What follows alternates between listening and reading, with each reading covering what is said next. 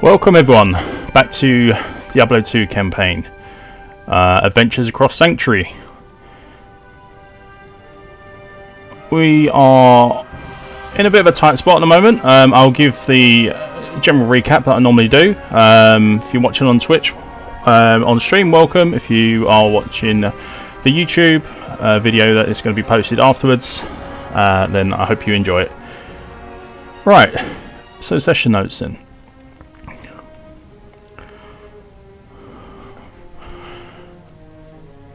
With Ira healed only to a point of no longer dying, awakens from a unconscious state to find Cash and Francis.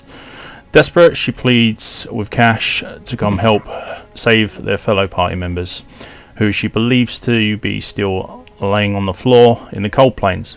But she doesn't know the corrupted rogues which they encountered had other orders to follow. Cash thinks for a moment and comes to the conclusion that they both need to help in the form of numbers. The enemy simply has more. And so Cash bravely headed to Cash's tent, where the captain of the rogues slept at the time, and asked very bashfully for help. However, a combination of the time of night and the fact that she was tired led to Cash's words going unheeded, and he would get no help from Cash this night. Unhappy about the outcome, Cash and I decided enough time had been spent wasted trying to find help, and that none would be coming soon. Francis was still deep in meditation, so it was up to Cash and Ira to go rescue the others. Soon after heading back through the waypoint to the cold plains, they stumbled upon a curious paladin who had travelled that way recently, saw the evidence of battle, and had moved to investigate. What he didn't bet on though was finding some new allies who would tell him of their plight. Of course, for honour and justice's sake, the paladin could not turn down people in need of aid, and so agreed to help rescue the lost party members. Taking a wrong turn led to a small fight with some fallen, but the fight was soon over, and through quickly backtracking, the party soon found themselves led unknowingly into the lair of Bloodraven, where their friends had been moved to and were being held captive. Upon reaching the lost party members, a third person other than Livia or Cade was also found, tied and bound to a once glorious tree, which now has withered and looms over the graveyard. Its figure was deformed, bark extremely blackened, spindly branches reach out well past its trunk, and it was obvious that the sickness of the land was taking hold stronger here. The rescue attempt was somewhat successful. Cade and Scarlet, another Amazon found tied to the dead tree, were both found in bad condition, but they were still alive. However, Livia was already murdered by none other than Bloodraven. Her soul and her blood had been drained from her corpse by the use of dark and twisted necromantic powers, and now left as a heap on the floor after the ropes were cut by Cash in an attempt to free his companions. With that done, and just as the now larger party begin to discuss things, Bloodraven appears to taunt and challenge everyone. She waits for a while, exchanging words, before becoming annoyed at their attempts to talk her out of her devotion to the demons, and then pulls out a blue mote of dancing energy, and within seconds crushes it within her grasp. With this act, the soul of Livia was no longer free. It was now destroyed, and Bloodraven now controlled her corpse like a master puppeteer. The battle begins soon after, neither side really gaining any ground at first, but the tricky Bloodraven animates two corpses, one being a random body bursting up from the ground, and the other being the corrupted, hideous and twisted form of the once known Livia, who returns the battle to fight for the dark and not the light. So we rejoin the fight from here on, and it's Bloodraven's turn to unleash havoc once more on the party.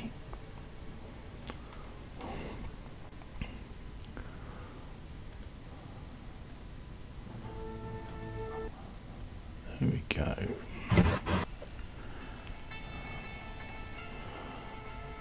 Right, so let's get this map loaded.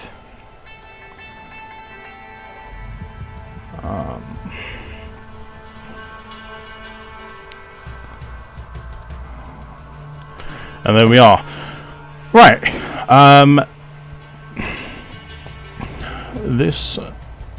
So there's a few things that I need to take care of first. The first thing is that I've already done this for Scarlet. She has, due to her last attempt at saving her new comrade, Cash, from being burnt to a crisp, basically, she has received a point of DM inspiration, which she will now be able to use as and when she feels like it. That's now been added to your sheet, Scarlet. As for the other two things that I need to do, two things were overlooked. The first thing was the first time that Ira went down, it would have been counted as a powerful hit, and also it did actually deal over the threshold to deal an injury. So the first thing I'm going to need to do is do a d6 roll. It's going to be a 2.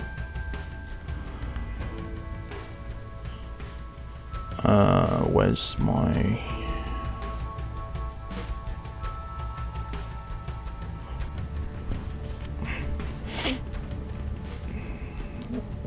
so a 2 is a... okay.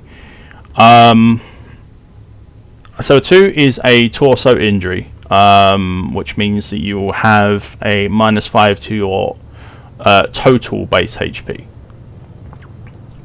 So your maximum HP has been reduced by 5. The second thing I need to do, this is on you, Cash. The amount of damage that you took when you took the flame arrow would also inflict an injury upon you, as you were not raging. Had you been raging, it would have been a different story. So what do we get? 5. So you will suffer, makes sense, right arm injury. Any attacks that you do with your right arm is at -1 until it's healed. Any blocking as well will also be done at -1. But as you wield a two-handed weapon, this is going to affect you regardless of how you attack. Okay, so that's out of the way. I'll keep that minimized. And now we go back into the fight with Blood Raven's actions. Ah, yes, and the last thing that she needs to do, before I forget, is last turn she actually ended up rolling to recharge her ability. So I need to do a d4, and this might change how you look at the battle. So 3. Copy that one. We'll do one there. 1 here and 1 here. So, as of last turn, she was able to release her incantation to raise the dead.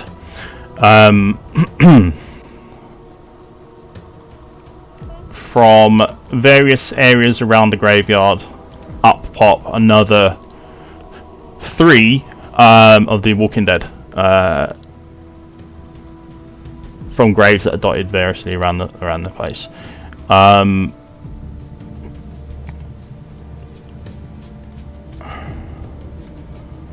So this is from her last turn. So from this turn, I'm going to need to roll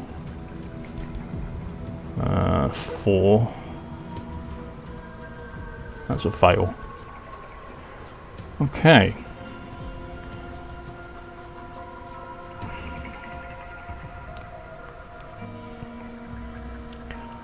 So with her turn, she's going to move further this way. 2, 3, 4, 5, 6. These will move 2. 1. I need to get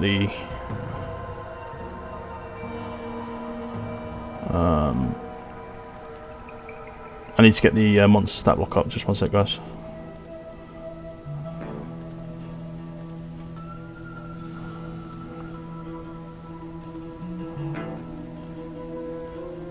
I think the turn order isn't up as well. Not a problem. That should load as it was set before, so that'll be fine. Right. How many do you have? Okay.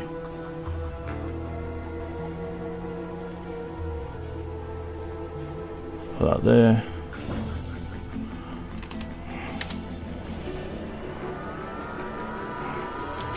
So, for want of a better word, these are fresh to the point of just appearing. You should have all your previous turn order. If not, that's going to be annoying.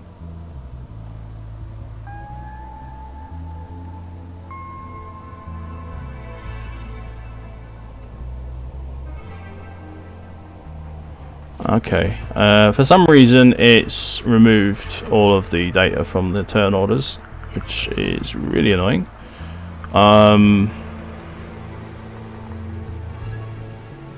Not to worry, what I can do quickly is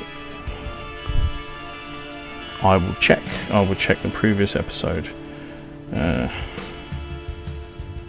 Bear with me a moment and I will find out.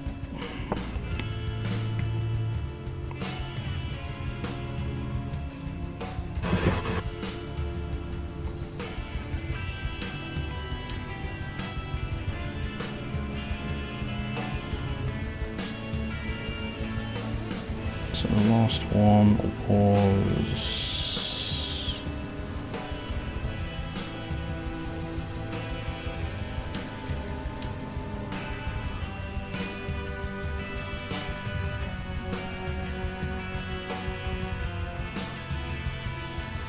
Ah, there it is. Right. Okay, so Bloodraven had 13. So add her turn. Ah! Never mind. It's all decided to load up for some odd reason. Okay. Well, that saves me a bother. So we get rid of that. Can everyone else see the turn order, or is it just loaded for me? It's loaded up for me as well. Great stuff. Alright, so her summons will obviously move as she moves. We're going to move to one.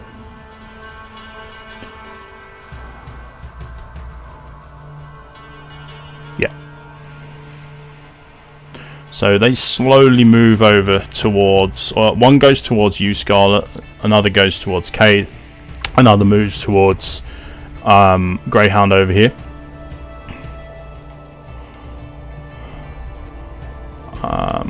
And I think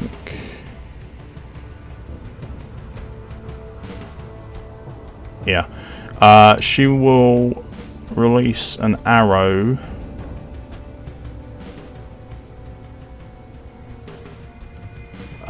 towards you, Ira, because she sees that you are trying to flee and doesn't want you to do it.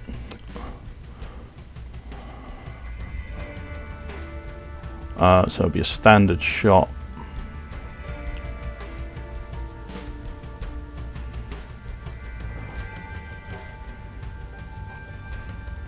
There. So you watch as an arrow comes your way and sticks into the fence just to your right here, with a loud thunk as pieces of it chip away. You sit there thinking that could have been your flesh had it been on target. Okay. The dead things then. Okay, so first we'll do this one. This one's going to be a, let's see, normal attack. Okay. Oh. So very nimbly he manages to avoid the hit. And that's the end of that one's turn. Next one is going to be... Can't. Alright, so this is on our paladin there. So that's a 21. So it reaches over and just trying to just like scratch him where it can find or where it can get through whatever armor he's wearing. So let's see.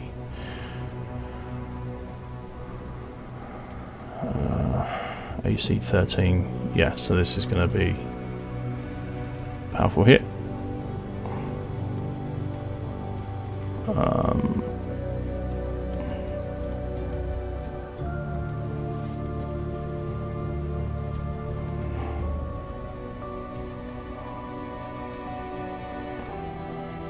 So that's 6 points, so that'll be 8 total.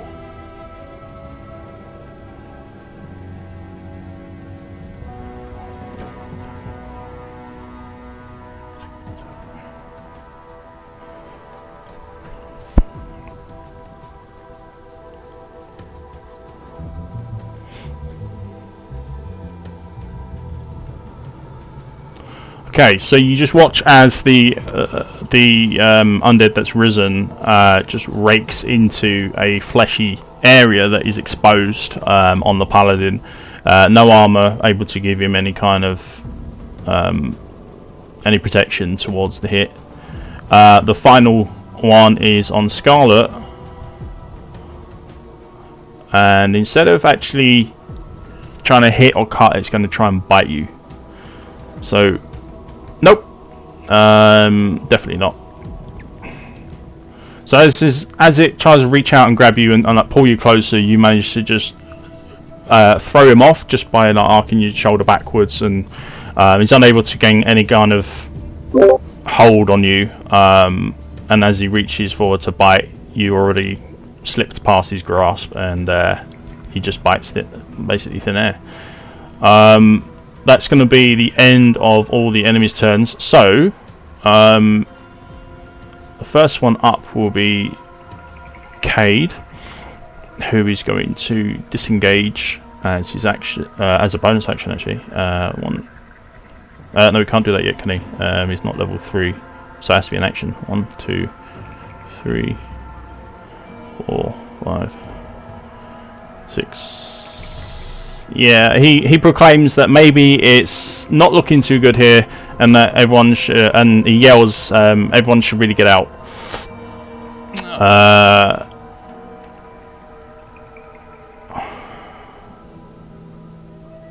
That's fine. Okay. Greyhound also going to cover make his escape if possible. 5. No. Yeah. Yeah, so he can disengage as his action. 5, 10, 15, 20. So I'll put him there.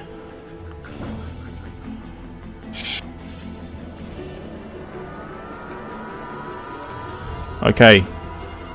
Scarlet, you've watched as 3 more of these hungry deads have literally risen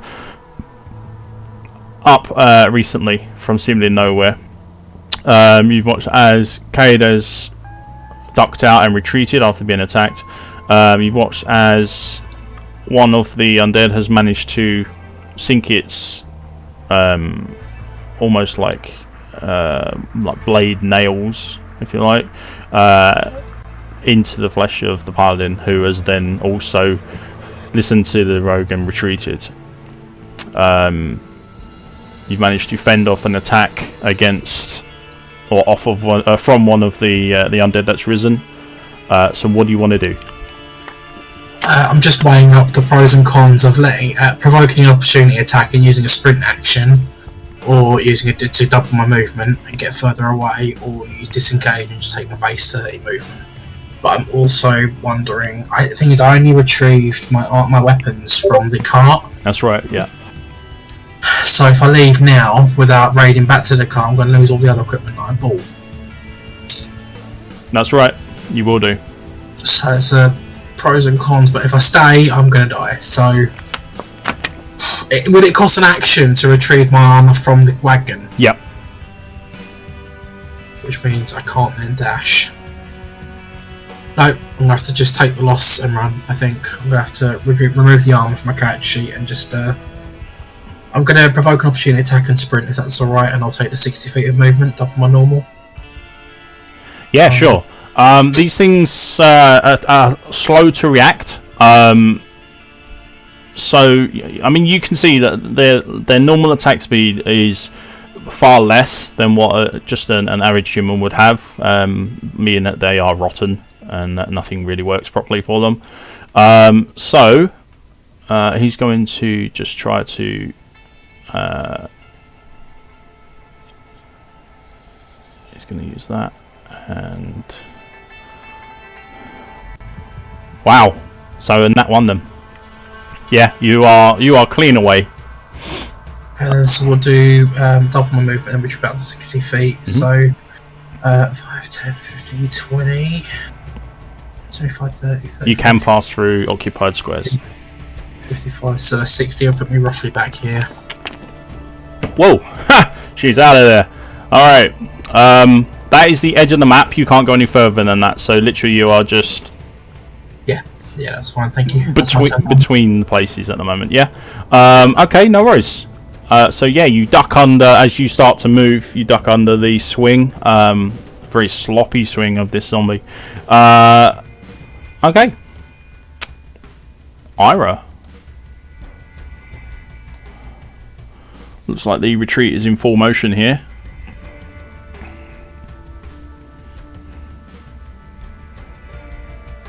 Yeah, I'm gonna follow suit. I'm getting out of Mm-hmm.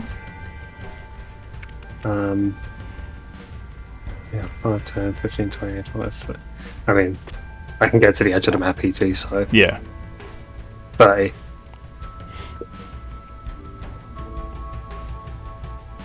Yeah, I'm out of here. Yep, no worries. Piece of cake for you. Very agile. Cash. You can see that the rest of your party are making a very quick retreat. Where are you going? What are you doing?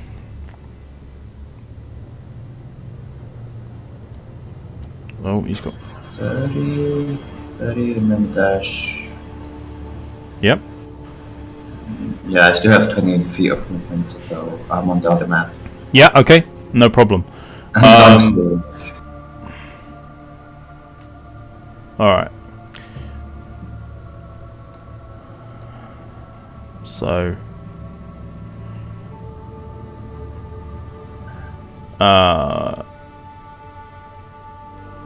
with that, why is she in twice? Probably because I did it. Yeah, okay, so after you...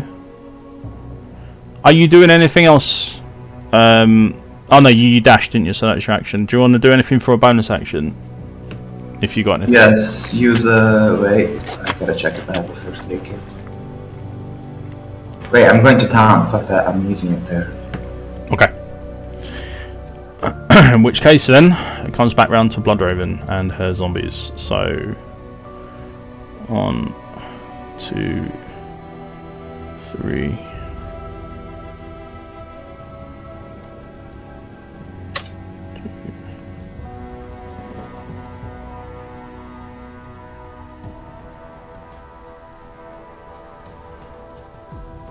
We'll go there instead. Okay. So, as the paladin is trying to make a quick retreat, he's going to be attacked.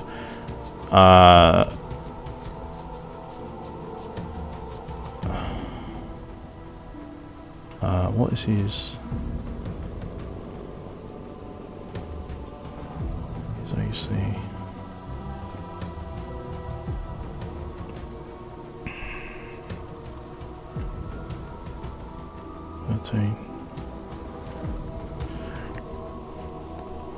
Okay, so once from the zombie.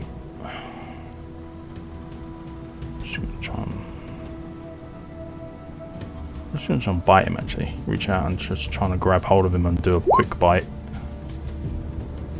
Okay, 21. So he's gonna take 1 point of piercing damage.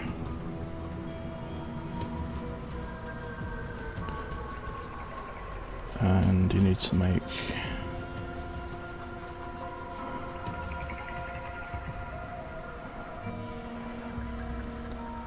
I will say this is really awkward having to play as other characters. Con save. Saving throws.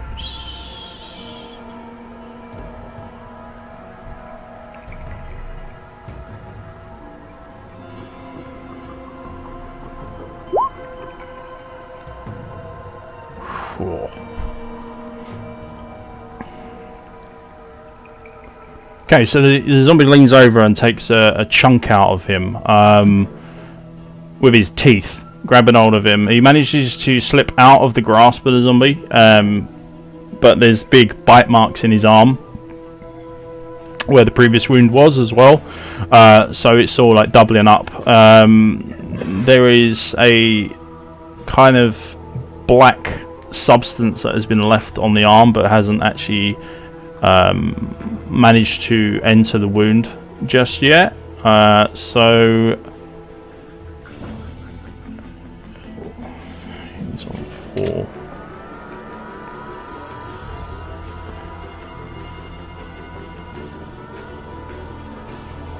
And the zombie is forced backwards slightly with a big chunk of flesh in his mouth. Okay. Next one. She's behind there. 1, 2, 3.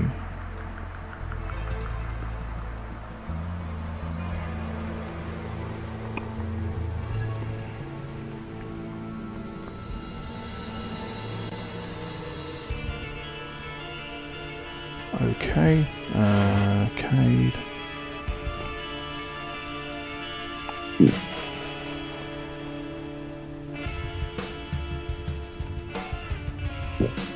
Alright, so moving into position then. The next arrow that is being sent forth is going to be towards Cade. He's got 14. Standard arrow.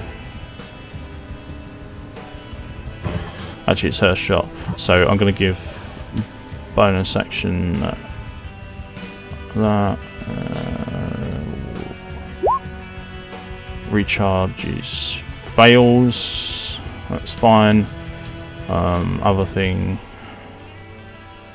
That's a big fail as well. So standard arrow. So an 18 is going to hit. So an arrow just arcs over Greyhound at the front near the zombie and lands in the back of Cade as he's retreating. Why is that advantage? Because she's used her special ability. Oh, okay. She's used her inner sight ability. Very similar to the Amazons. I know, I was just wondering. Yeah.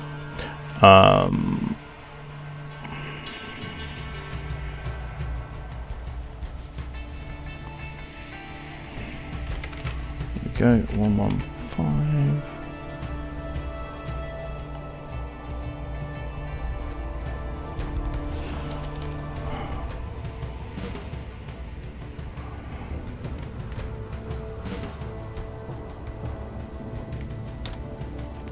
Right, that's the second one, so there's no fire. Yeah, so damage. Eesh, right. Okay. As you are all retreating, you basically turn your head slightly as you hear Cade is struck by the arrow. You then see as his face looks with a huge grimace on it, and he drops to his knees.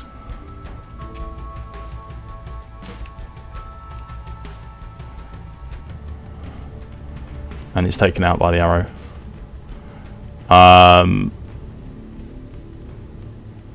What did he have?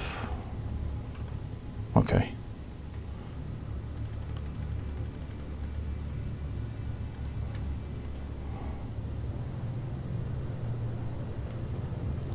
So yeah, it falls flat, arrow sticking out his back. His weapons of choice that he uses just basically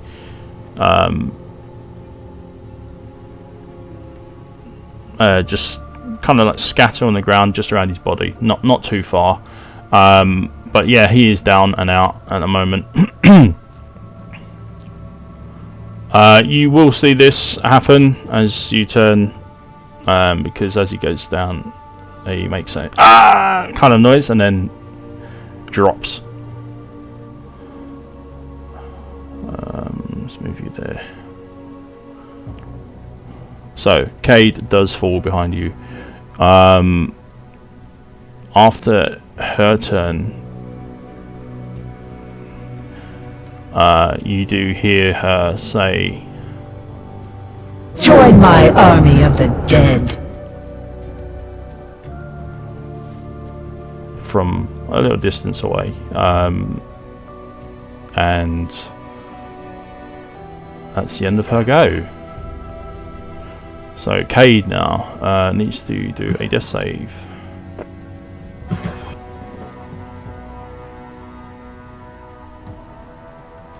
Where's his sheet?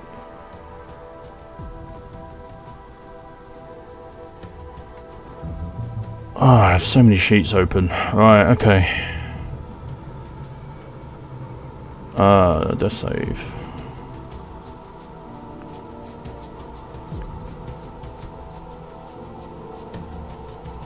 I think if you just click death saves, it does it for you, doesn't it? I've never had to do this. Yeah, it should do. Yeah, I think it does. It comes up in a nice little box as well.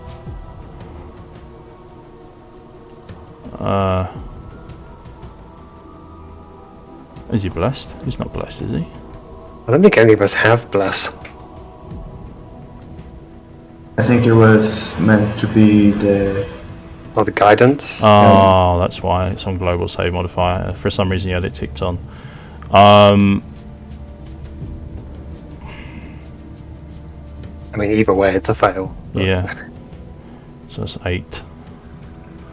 Right, so he is 2 failures at the moment. Because he had 1 already. And now he's gone down again, he's got another. So he is not looking good at all, guys. Up to you if you want to leave him or if you want to save him. But that's going to be the end of his turn. Greyhound. Don't know, has he got any? Has he got anything he can do for Cade? Yes, he does.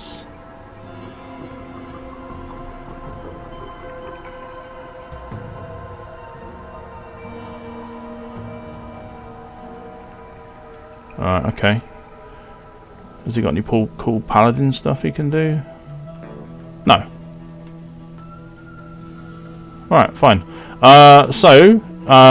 Seeing as he's just watched as Cade has gone down,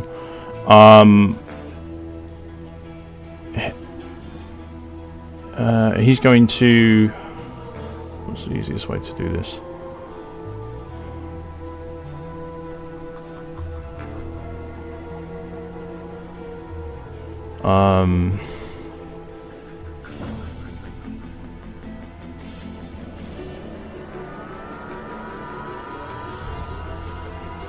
Right, we'll move him next to Cade. He's going to risk getting an attack of opportunity. But so let's react.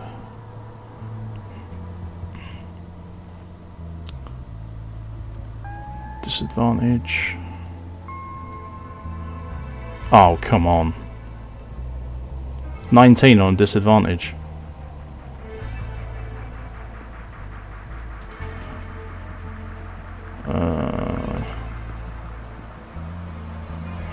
Ooh, okay. So as you watch in horror as Cade goes down, the paladin rushes to his aid, but gets raked in the back, and you just see blood spur out his mouth. And he kind of staggers for a moment, and it looks like he's just going to drop and go down, and then he quickly gets away, administers a potion to Cade. 2d4. What do we get? Oh, nice. Okay.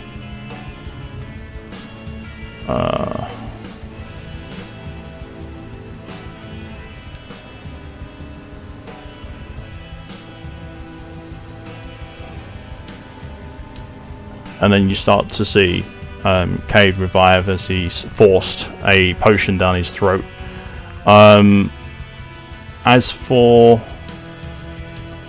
the paladin, he's going to keep on moving, and he is fleeing. So 5, 10 action to do that. Yep. Okay. Let's remove that down to 0.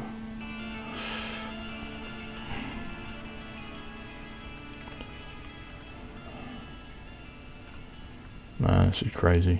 Playing 2 characters, jeez. Alright. So moving on to Scarlet. So what's the status of the 2 teammates at the moment? Are they down? Are they still up? There's one that's stable, but on the floor still at this point. The other one is looking very badly beaten, cut up to pieces. Blood is literally just pouring out of his mouth. So they're both unconscious, technically unconscious, are they? No, only. Well, one of them was. He's now coming into consciousness, Right. and starting to stagger to his feet. Right. Okay. Has anyone got a town portal scroll? There is literally a teleportation thing around the corner. All you have to do is just run away. Yep. Yeah, but Cade can't run, can he? Because he's still down. No, he can. On his turn, he can run. Oh, okay. Okay. But So I think the only person who has any sort of town portal is at the camp right now. yeah. Right, okay. So everyone in their turn can run, can they? Yeah. Well, Cade will only be at half movement, but he can get up and he can still perform his dash if he needs to. The only issue is that Blood Raven has her turn before Cade gets to go. That's what I'm thinking. All right. Can I drag whoever it is at Cade, with me? Yes, you may. Do you want to roll a check for that? Yep. I will require you to make a strength check to make sure you're strong enough to Try and pull him further out of Blood Raven's range. Oh, yeah. Now, don't forget you are dragging someone, so you're going to be moving at half speed. Yeah. Is it going to cost my action to drag as well? Is it? Yes, it will do. Yeah. 5, 10, 15. Yeah, I'd still do it. Yeah. Drag. All right. So roll to see if you can. Well, we'll move over there first, so you confirm with me that that's what you're going to do. Okay, so you've moved. Now do your strength check. Right, that's all that window now, isn't it? Yeah.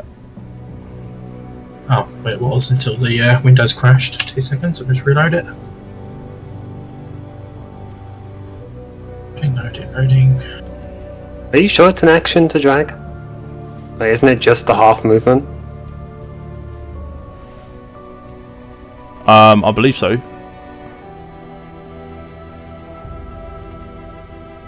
Roll 20 seems to have crashed on me. Let me just reload the page. No worries. I thought that was the penalty, was like the half movement to drag.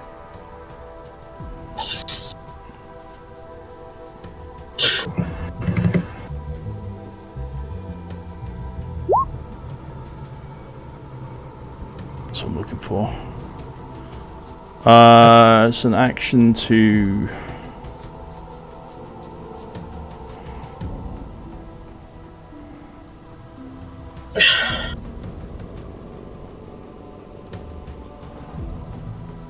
Yeah, it's an action. It says improvise. There's no actual thing that it says, because it would count as, I guess, a grapple, which is also an action. Yeah, so it'd be basically you as a dragon, you'd be grappling someone to try and drag them away. But as they are well, not unconscious, but I'm going to say that Cade is in a situation where he's not going to fight you dragging him, if you know what I mean, and he'll even try and like kick off the ground to try and help. So let's see what you rolled. 12. That's fine, no problem. And then I'll just drag us. So it cost me 10 feet of movement to get to around here to get to him. So, and then whatever movement, I've got 20 feet of movement left. If it's half movement, then I've got another 10 feet back where I came from. That's right. Yep. So you can easily get back to where you were with him. Yeah, or over there. Yeah, that's fine. Yeah, just as direct, the most direct route off the map. All right, I'll put him with you on the same square as you are dragging. Thank you. Okay. That's my turn. Okay. As you've all reached the end of the edge of the map, we'll put you back onto the cold plains.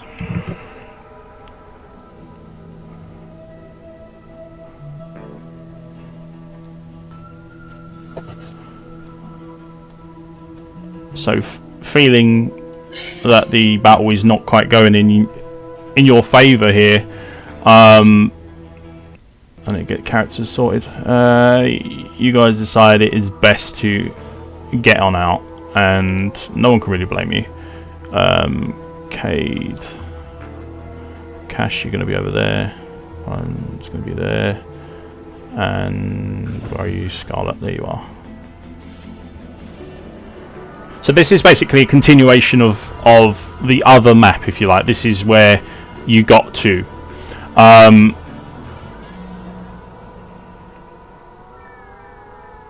Right, well then, where do you want to go from here? Because there's no actual turn order, unless you want to keep using it, which you can. So after Scarlet, it'll be Ira.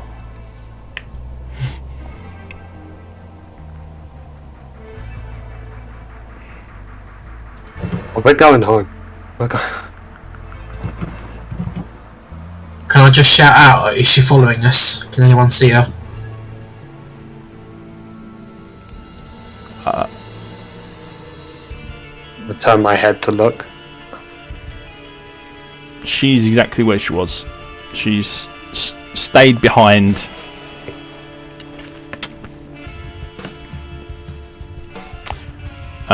And she's also called off her undead as well, back to her. I'm going to turn to Scarlet and shake my head. It's not head? Yeah, my head. Mm-hmm.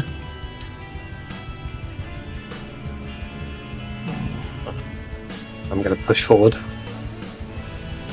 Yep, okay. 5, 10, 15, 20.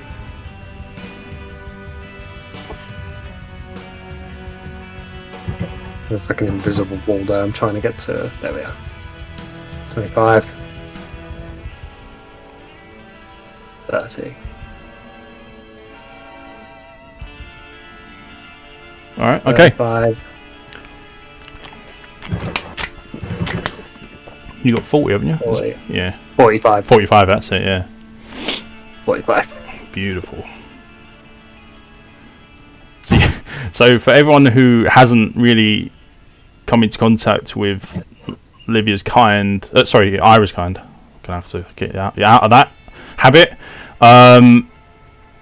It's both shocking and impressive. The kind of speed that she gains when she turns into a werewolf form is really impressive. And you just watch Scarlet as she just darts off ahead, almost scout-like in nature. Okay, Are you going to do any actions or bonus actions or anything else for your turn, Ira?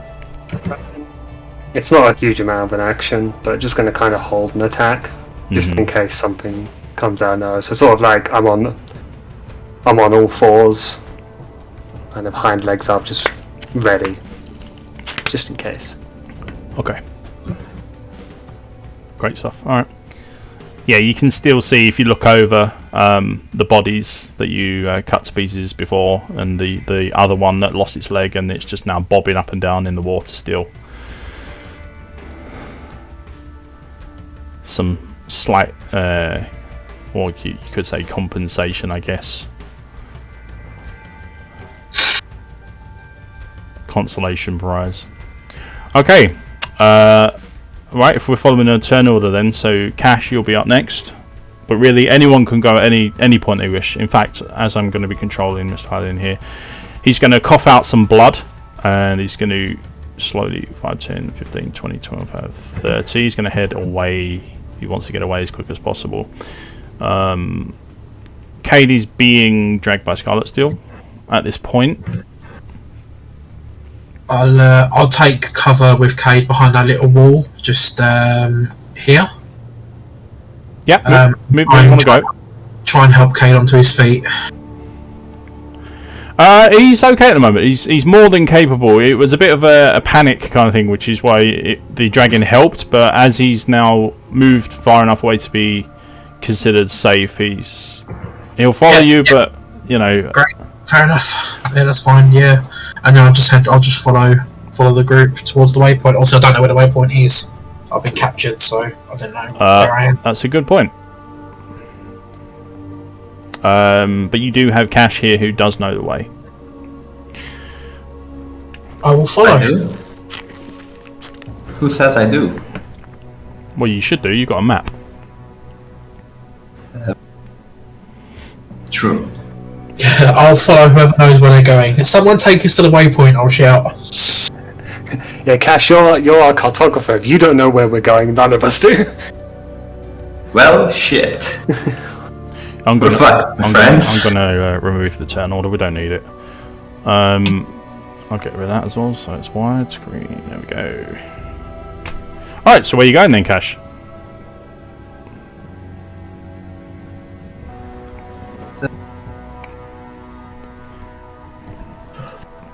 As you are in possession of a map, I can tell you that up to this point that you have that you've made or drawn out, yeah, you want to head that way.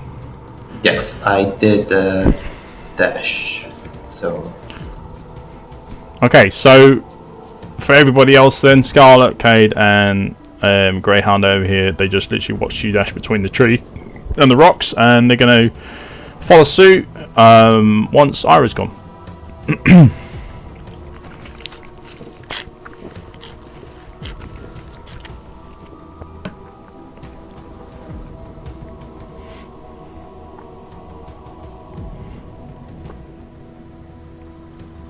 What do you mean once I've gone? I just have my turn.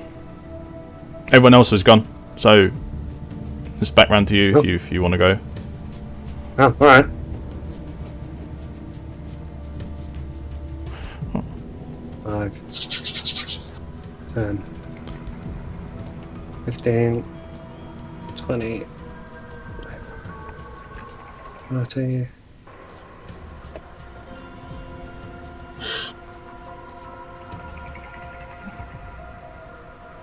35, 40, 45. Same again. But just in case. I don't think anything's going to attack me, but you never know. No, you don't. So, action, hold an attack. Got my hind legs up. I'm ready. That's it for me.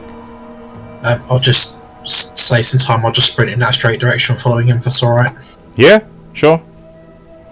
1, 2, 3, 4, 5, 6. 40, 550, 560.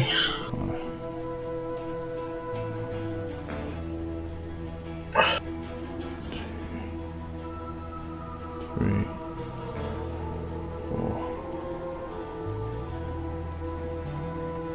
Yeah, that's rude. 5, 10. There we go. Right. And cash. Yeah. You can dash if you wish. You don't have to just use your 30 movement. You can dash again. As this is a pretty dire situation for everyone. It would make perfect sense.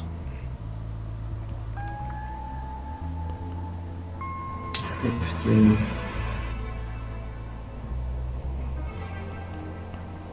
60. Yeah. I dashed.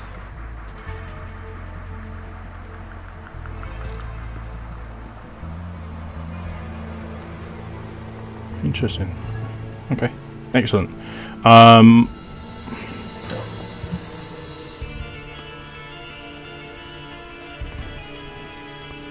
Yeah, as you are dashing away, you don't see any new enemies in the area. Right, back round to you, Ira, then. You got it. You can easily make the waypoint. Yeah. 20, 25, 30, 35, 40, 45.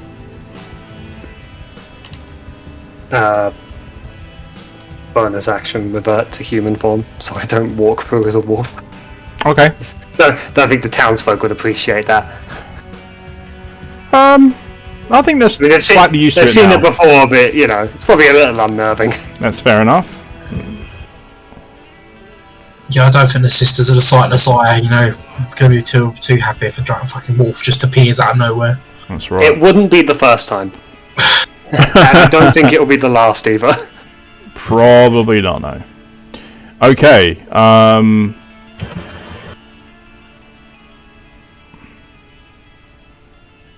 yeah, alright then. Right, 1, 2, 3. Right, he's easily going to get next to you there. So will Cade. In fact, everybody, as far as I can see, can make that. So we're just going to put everyone here. And we will move on. So fleeing for your lives, you head back to town, realizing that maybe it just wasn't meant to be taking on Bloodraven so soon. Familiar sights all around you. The time is... What are we on? Day 2. So 4.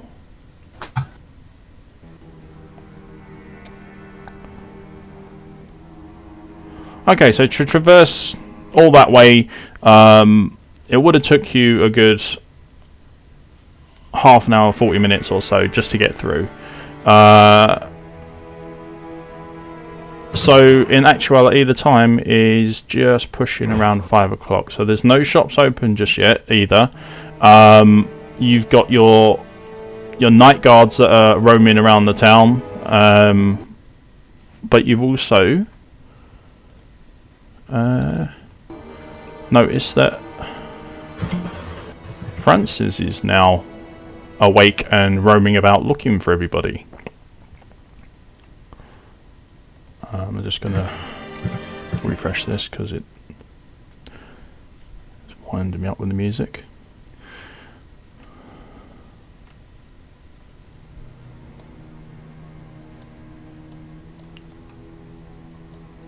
Who am I missing here? Okay. So Greyhound. Ooh, he's big.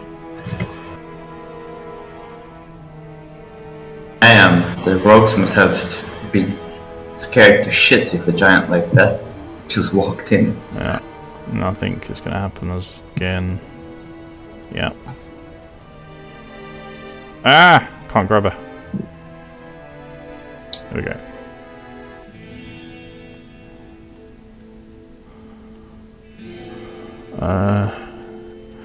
Cade is over here. Okay.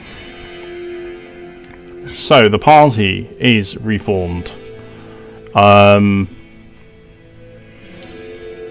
Francis, you watch as the lights over by the waypoint start flashing, and one by one, your party members begin to emerge in town.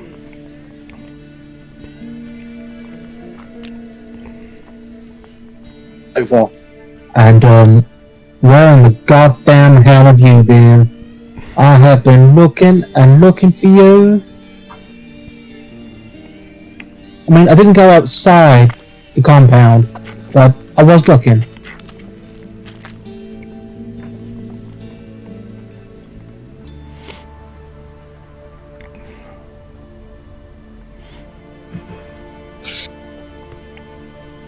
It's a long story.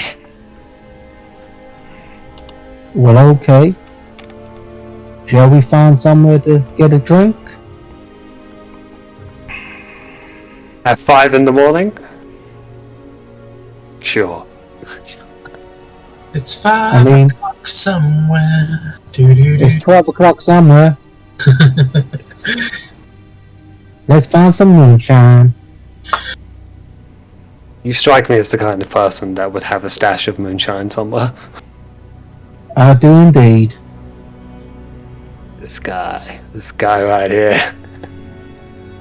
I'm just gonna, while you're chatting, I'm just gonna hobble over to the campfire and just lay down and sleep. Yep. Do you want to take a short rest? Yeah, I'm gonna thank everyone for rescuing me and just sort of hobble over and tend to my wounds at the campfire and just take a rest at the campfire. No worries. Yeah, Cade is going to also do the same. There is a barracks which is here, which has been made available for any adventurers that pass through. So this is kind of like your makeshift inn tavern thing. So Cade's going to head into there and get some more rest, as is Greyhound here. So you're more than welcome to go to there if you wish, or you can if you want to just stand by the fire.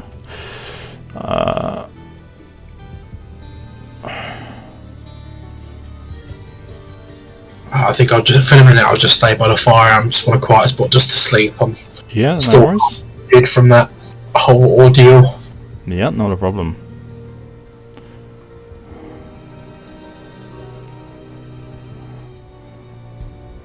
I guess I'll do some introductions.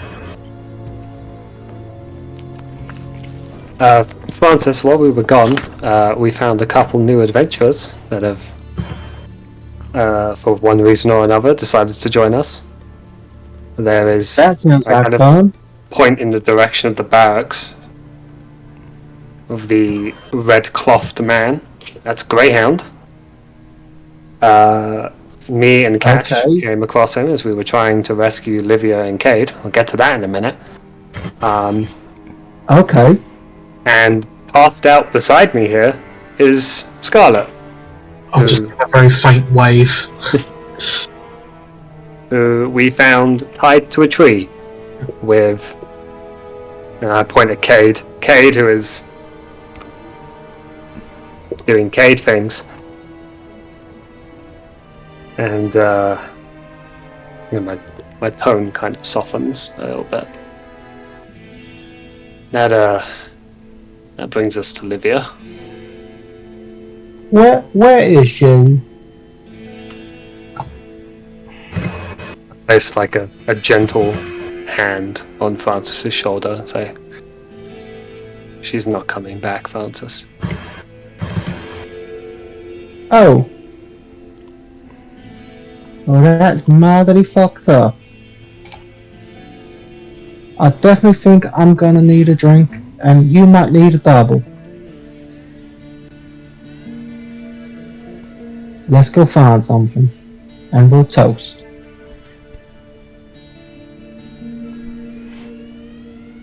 Won't hear any complaints from me.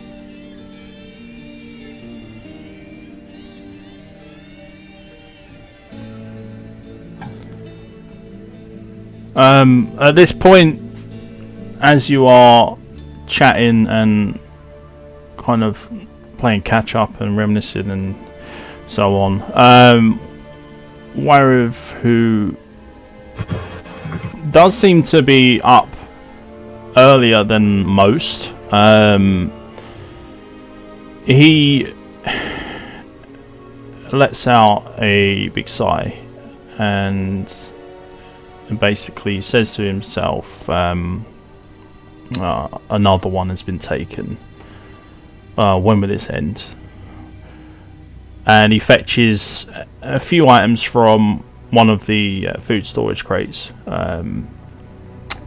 namely 2 wooden mugs and a bottle of something that you're not quite sure what it is. The liquid looks very clear,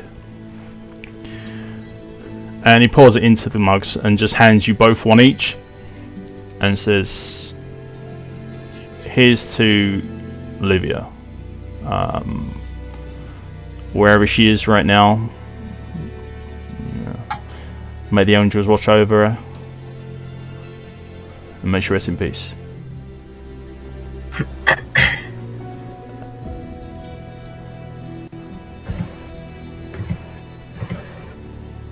Raise a glass to meet, or raise my tankard. Yeah, like a wooden tankard, yeah. I raise my wooden tankard to meet Warav's. Wherever she may be now, it's a damn sure better place than here. I raise a skull that I took out from my bag and drink as well.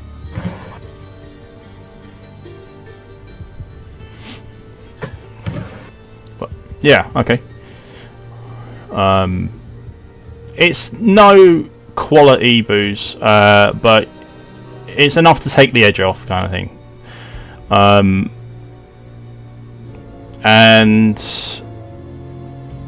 it gives you a respectful nod, Francis, and then sits himself by the fire.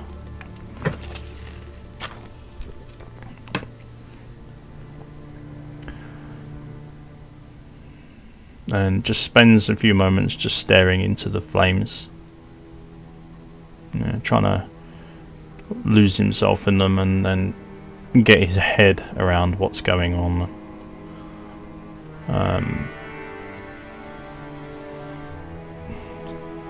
And then he just remains quiet for the time being.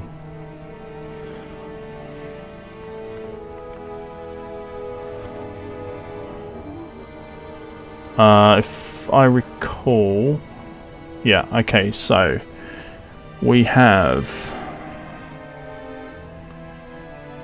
Cash. Are you doing a short rest?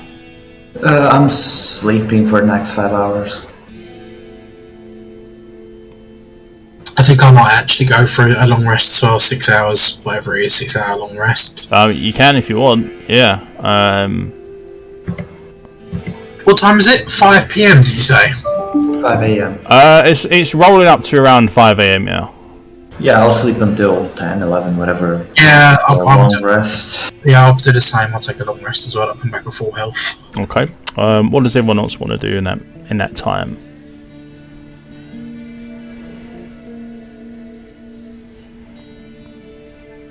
There's only really Warav and the rest of the night guard, the rogues, that are in camp. It might be worth just blowing our long rest on this. Well, you get 2 per 24 hours of game, so this will be your first one for day 2. Does anyone have a medical kit I can use to heal my injury? I just went to sleep with my injury, and then I'm gonna go to Potion Lady Akara later. I'll say I'm sleeping, but Akara would be able to help, I would have thought. Yeah. Because it just means I'm going to wake up with minus 5 HP. Oof. I technically do. If you ask me before I go to sleep, then yeah.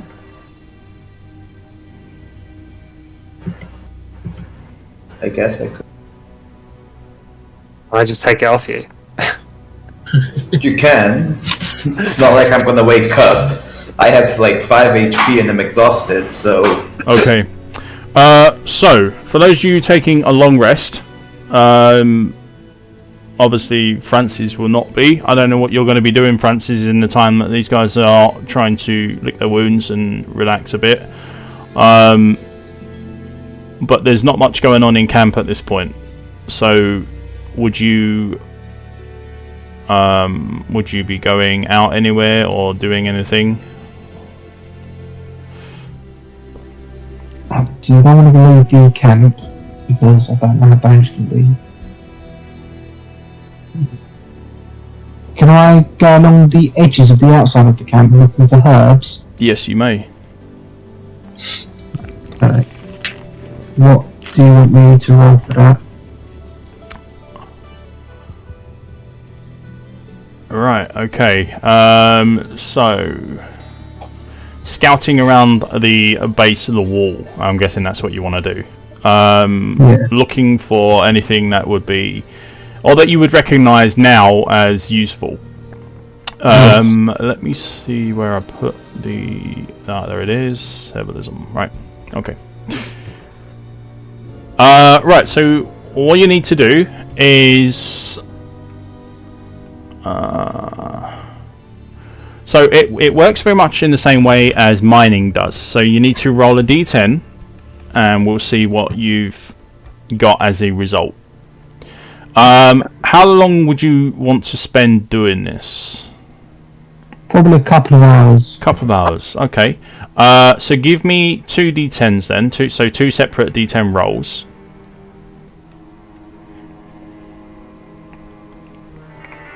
One second.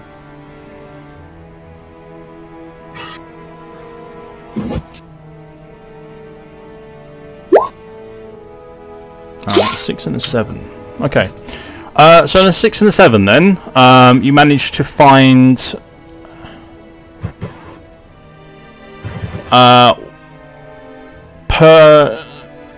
roughly like on average an hour per hour, you're able to find 1 reagent. Okay, so you've managed to find 2 total.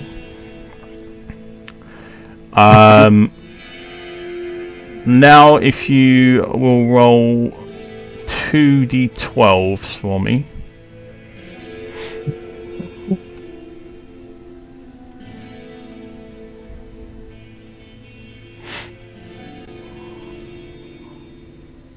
Let's see what you get.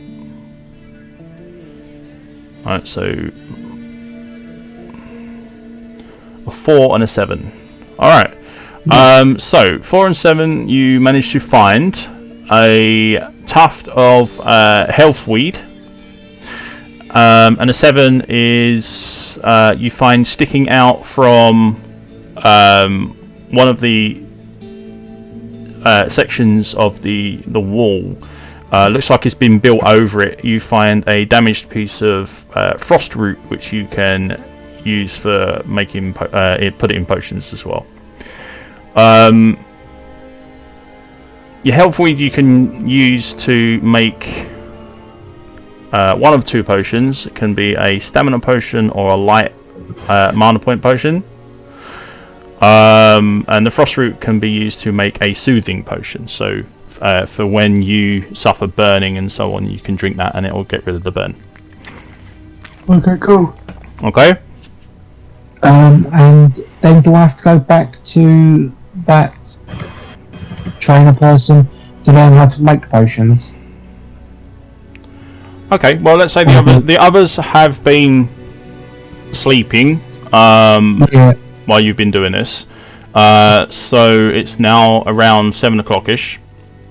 The town is starting to wake up.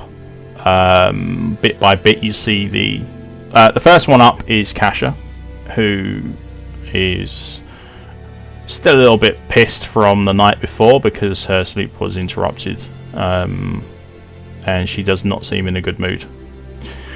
As for Chelsea, Geed and Akara, they one by one appear and start making themselves some morning meal of whatever they choose.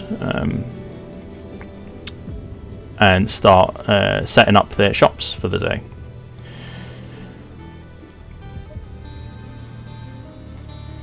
So yeah, if you want to make a note of these things that you've got, so you've got one of the frost roots and one health weed. Yeah. I'll say that Greyhound kept his potion vial, so he's got 2 empty potion vials. I'll put that on his sheet.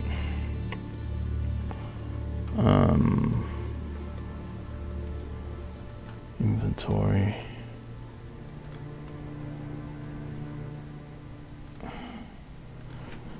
Empty vial. Oop. Yeah.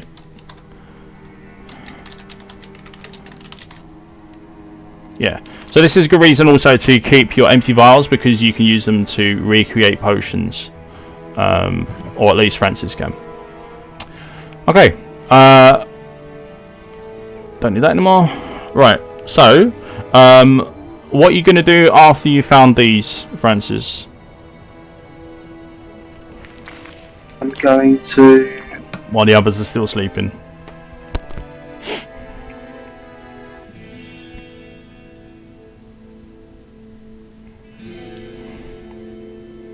Is the lady I learned herbalism from, Yeah. is she awake? Yeah, she is. That's Akara, and she is currently fixing herself some breakfast and in the process of getting her shop ready for the day's trade. Okay. Do I have to go back to her to learn how to make a potion, or was that covered in the one that we did, that me and Leo did with the first set of rolls? Let me check, because... So I thought that was only, the first part was only just to recognise herbs and that. Yes, I believe that is true. Downtime records, there we are. Okay, so you learnt herb lore, that's right. You are able to now scavenge for them, because you've got a level 1 in it. You would need to learn your second level, and then you will be able to create the potions that you are, the most basic potions. Okay. So I'll wait for her to finish her breakfast, and then I'll approach her to teach me the second part of herb lore. Alright. Okay. Well, this is going to be a little bit tougher for you. Yep. So what we will do is then... where's that one again? So this is going to be progress towards your level 2. So first of all, I need...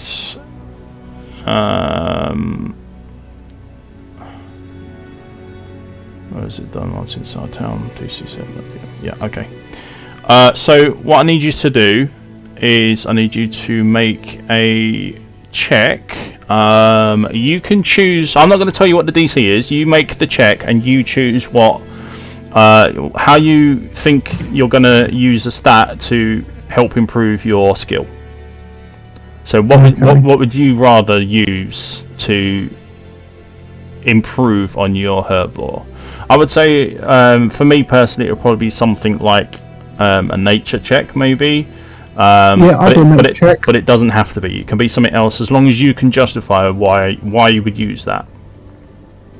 I'll do a nature check because it's herb lore, so nature might like to come into it than anything else at first. Nature covers it, and medicine also covers it.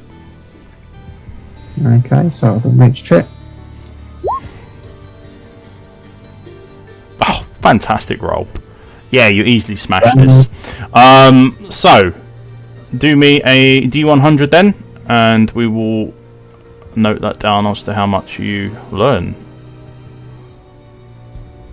Okay. So 11. Alright. So this is a crash course for you at this point. You aren't learning as much as you did the first time round with the aid of Livia helping you also. So this has been a little bit more, bit of a tedious task, and what with the recent news of Livia's passing, it's going to impact you and make it a little bit more difficult for you to focus. But you've started, so it's not a great start, but it's a start nonetheless. What did you roll? Nature. There we are.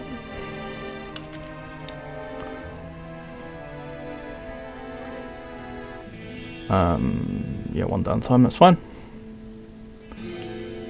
There we go, I've updated the downtime records. Okay, make a note of what you've got on your sheet. Yeah. Yeah, I'll put that away. And right, moving over to everyone else then. So, for everyone else who is doing your long rests, you've got... let's see...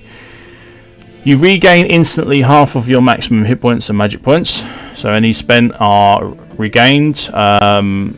You may also use any hit dice or magic dice that you wish to use to bridge that gap, or if you don't want to use them, you don't have to. It's optional. You are in town, so you don't use any camping equipment or food rations. At the end of the long rest, you regain 4 hit dice and MP dice. You gain half of your HP, or you go up to half? You regain half of your maximum HP. Okay. So whatever your total is, you get half of it. And then I can roll a hit dice, right? Mm-hmm. To bridge any more. Yep. Oh, hello. Very nice. Okay. Very nice. It's going to leave you a lot of spare, which is great. Yeah, well, this area is completely useless because I won't go over my limit, right? No, you can't go over. Yeah. So you've got remaining dice. At the end of your long rest, you will regain up to 4 used up hit dice. So as you've only used 1, you will regain 1. If you wish, you can use MP dice, which is basically the same, but you double the value. So whatever you roll just gets doubled.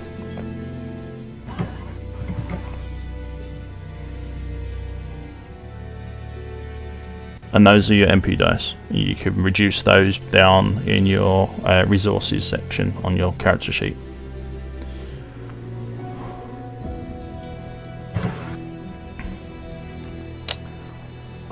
Also, your wound has gone. So the one to your arm, that is no longer in effect. That's all healed up nicely, given the time that you've taken resting.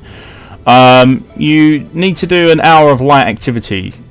So what would you like to do? So this would be classed as a downtime activity.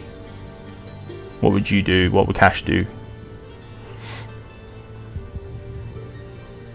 So this is like after you've woken up and you just want to, you know, chill out and do something. Yeah, just sit down and finish up my map. Yeah, your map. Bringing me to the point of the map as well.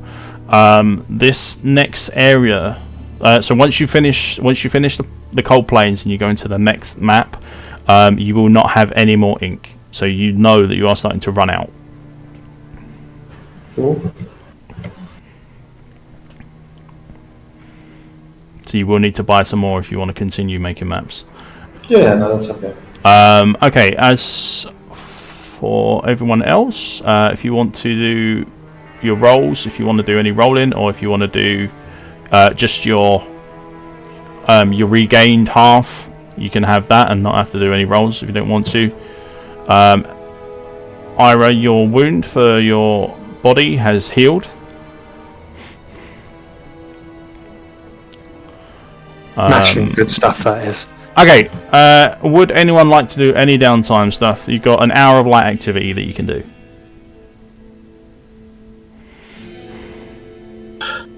I would maybe work on my crossbow design. Yep, okay, so you can start on that. Yeah, maybe go and speak to Chelsea, just get a bit of advice, and then sort of talk her through it, and then maybe just start working on it. Yeah. Okay. So by the time you do wake up, the town, for want of a better word, the camp is really starting to get into full swing by then.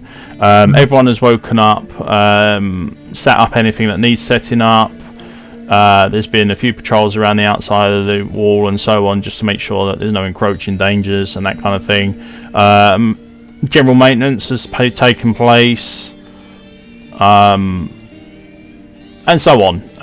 Just the general day-to-day stuff that people are doing, literally just to stay alive. Right.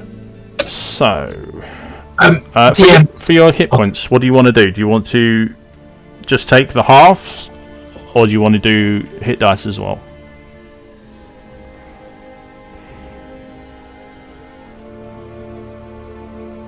Who was that directed towards? Sorry, DM. You.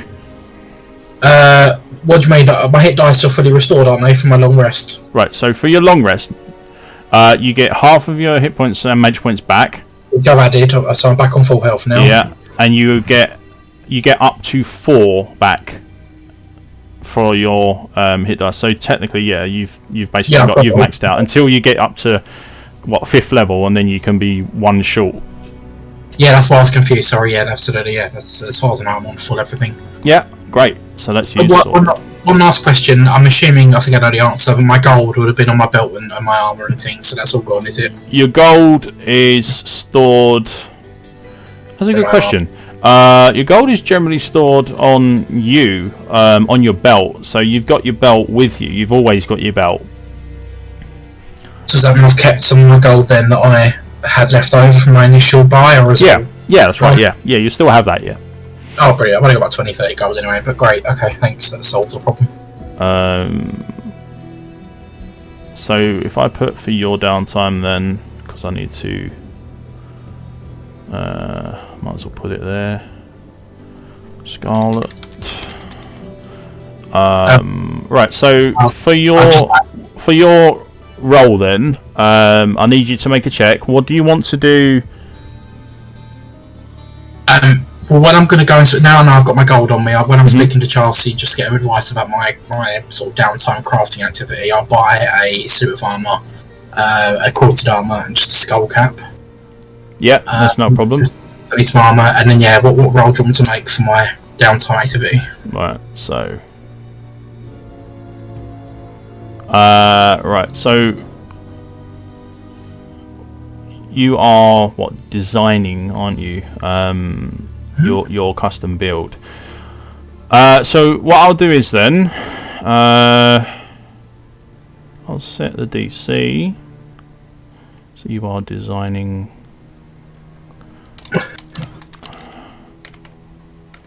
custom build. Okay. Alright, so if you want to make your roll, which stat are you planning on using? Which skill, sorry, you planning on using? Let me look at my character sheet. Bear in mind, you're designing something, so it's going to take a lot of thought process. It's going to take a lot of skill in penmanship and so on. So, where do you think you're going to start this task?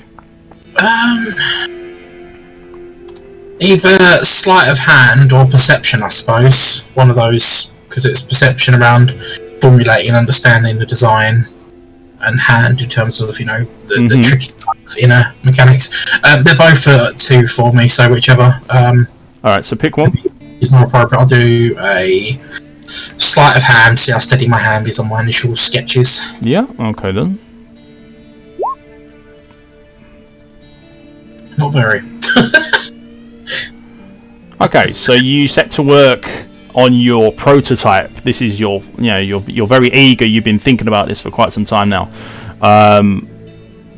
And as soon as you put your pen to paper, you draw a complete blank. Like, any ideas you have literally just left you. it makes sense. Bear in mind that the problems that you've been having recently, like being captured for one, and facing certain death, is it's going to shake you up a bit. And whether you have rested or not, mentally this has been a big drain on you. Sadly, you spend an hour and nothing comes to you. So you will remain at 0% for that, I'm afraid. I've just adjusted my gold as well from the 30 gold purchase I just made. Great stuff. Okay. That is your downtime done. Ira, what would you like to do for your hour? Your free time. What would you like to do? I would like to go to Warav and practice my swinging again. Yeah. With the pickaxe. Just like spend an hour under his tutelage to just kind of no worries. Make sure I'm doing it right now. Yeah, that's not a problem at all. Before we do that, do you want to do your hit points, your magic points, to see what you get back, or are you going to stick with just the basic? I actually got to full just from the beginning half. Fantastic. Yeah. Okay. Right then. In which I would like to do some shopping as well. Oh yeah, easily. Where are you? There you are. Activity taken.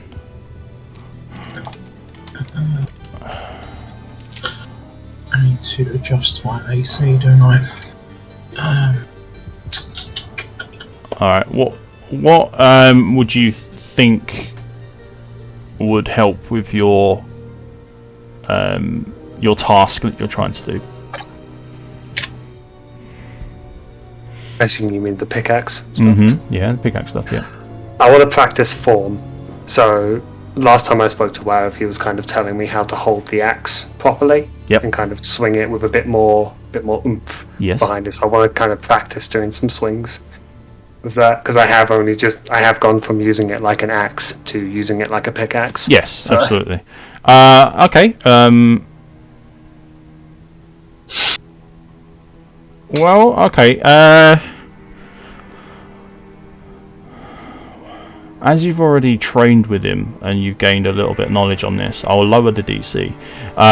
If you want to make a roll on whichever you think stat-wise that would help. I mean, if you want to, you can just go with a strength check if you really want to. Yeah, I think that probably makes the most sense. Yeah, easily done. Right then, roll a d100 and let's see how far you get. 60, very nice.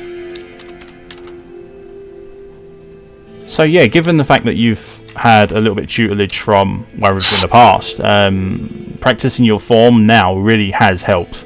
Not only has it increased your overall rewards that you reap, you are easily picking up all the motions and the way that your swings are affecting you as well, so that you don't become too tired by doing these swings, because it is quite hefty work lugging this pickaxe about. So yeah, you are well on your way to learning a lot more, and I don't know, maybe 1 or 2 more practice sessions and you'll be there. We'll have to wait and see. So practicing pickaxe swings. There we go.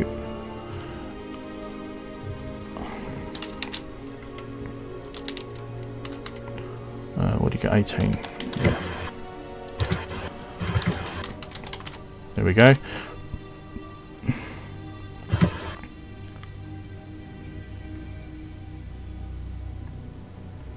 Yeah. And you do catch the eye of Warav as he's now just pottering around the town, and he notices that you are taking your time to try and perfect your downward swing with your pickaxe that he showed you before, and almost like a proud father moment in a certain way. He just grins and is like, "Yeah, excellent. These kids are gonna go far." He says to himself, and carries on doing whatever he's doing.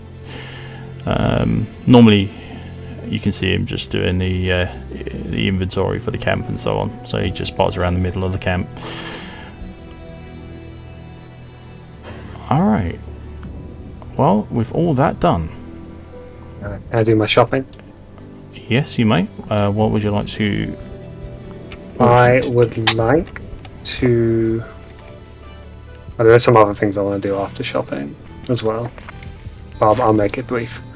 Mm-hmm. I'd like to buy a skull cap. Yep. Remind me who this is. This from where, or is this from Chelsea? This would be from Chelsea. Any equipment that you want, armor-wise, weapon-wise, is Chelsea. Okay, so I'd like to buy a skull cap from Chelsea. Yeah. That's 10 gold, I believe. Yeah, for the sake of brevity, if you guys actually want to talk to any of the NPCs whilst you visit them about anything specific, then they'll talk to you about it. But if you are just there to trade and to do general shopping wares and so on, they're not going to spark up conversations. This isn't a supermarket. They're just going to be, yeah, okay, I can help you, I got you this, I got you that, and so on. Trade money and off you go. Yeah. So I'll get the skull cap for 10. Mm-hmm. And I'm going to put a chipped emerald into it.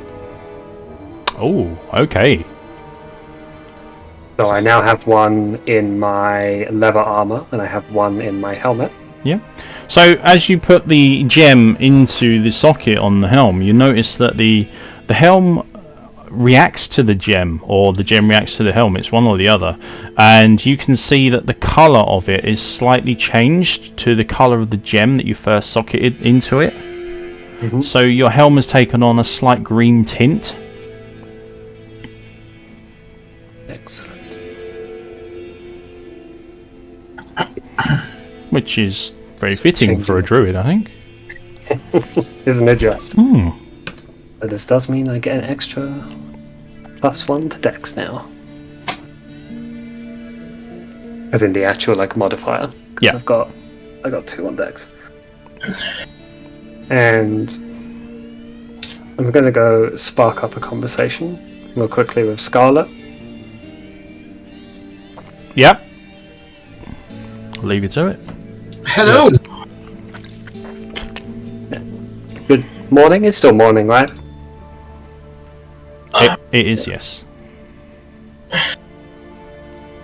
I'm a little bit frustrated given my lack of progress on the research, but I look up and welcome you. Hello, hello. I can't help but notice you're wearing some new armor, and if you would come this way, I have some interesting gems that might be able to assist you with this. Oh, sparkly things. I do like sparkly things. I'll follow I you. sort of lead her over to my stash Mm-hmm. and sort of present her the gems that I have on offer. My eyes kind of just light up at the beautiful array of gems. I sort of reach in and pick out one of my chipped sapphires and sort of present it to her, saying, "This might come in handy." What do I do with this? I sort of point towards the helmet and the armor and sort of say, "There should be a little slot. You can put that in." I'll take the helmet off and examine it and realise there is a slot, and I'll look a bit confused, but I'll take the gem and I'll try and push it in. Yep. Well, what you putting in there? The chip sapphire, is it, that gives me more MP? Yeah, chipped sapphire. Yep. I'll pop that in. I'm assuming it has that same coloured hue effect that it would normally have. Yes, it does. It turns your helm. Is it your skull cap that you bought? It will turn it slightly yellow. Hang on. What did you say? Sapphire. Yeah, sapphire. In which case it turns it blue. Sorry, it turns it almost like a slight tint to blue. Yeah, I'll put it on, and then I'll understand that I suddenly feel my mana pool is grown from that. So it's +5 mana now, is it? I think so. Yeah, it is. Yep. Let me just amend my character sheet quickly. I'll show him my guns, my dual hand crossbows, and show him that I've got slots on as well. So, and I'll ask him, do gems work in weapons as well then? Well, I haven't tried it on a weapon yet, but let's find out. Well, I don't want to use them all. They still look like quite valuable. I mean, how many do you have? See, I kind of do a quick inventory take. I have actually need to count how many I have left. 6, 12. I have a chipped amethyst, a chipped diamond, 2 chipped ambers, 2 chipped sapphires, 2 chipped emeralds, and a chipped topaz. I just kind of hold them all in my hand like a greedy little goblin. How many? Do you got any rubies? Sadly, I'm missing rubies. I hear they can do fire. Well, it would make sense, thinking about it. Sounds interesting. If it's okay, I'll have a think about it and I'll come back and ask if I make a decision on what ones I need. I feel it'd be wasteful to make a brash decision and use up your beautiful crystals when I don't fully know what they all do. Of course. I plan to share all of these with the others once they're finished with their duties. Excellent, excellent. If you have any info, let me know. Oh, I'm sure I will. And I'm always on the lookout for more gems. I've kind of taken quite nicely to this whole... what's the normal human word for this? Prospecting? Prospecting, that's... I would keep those away from Geed. He gets a greedy look in his eye when valuables are laying around. A wise words there. We'll bear that in mind. With that, I go back to my gem collection and sort of just have a look around, keeping an eye out for the others for when they have a free moment. I'll just wander off and tinker with the new helmet and examine it some more and try and make sense of it.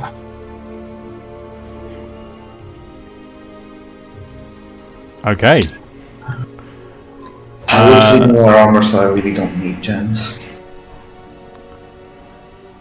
They're working your weapons as well.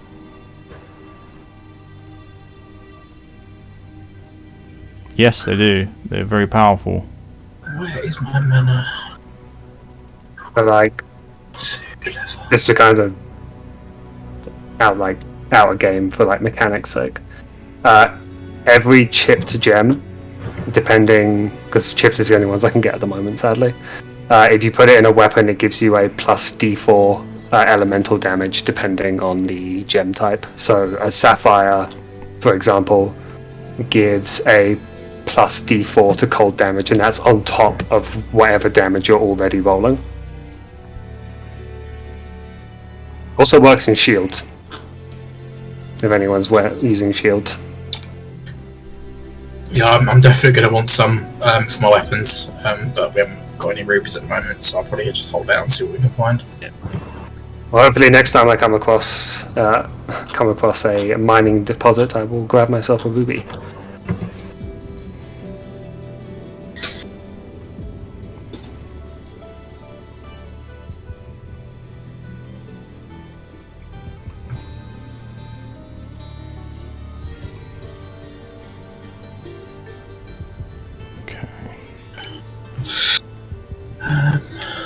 Okay, so the time then, after everything has been done, all the shopping has taken care of, and also the healing and resting up, it now rolls around to, I believe, close to near 10 o'clock. We're looking about 9:50, 10 o'clock in the morning. So, you've got the rest of the day ahead of you.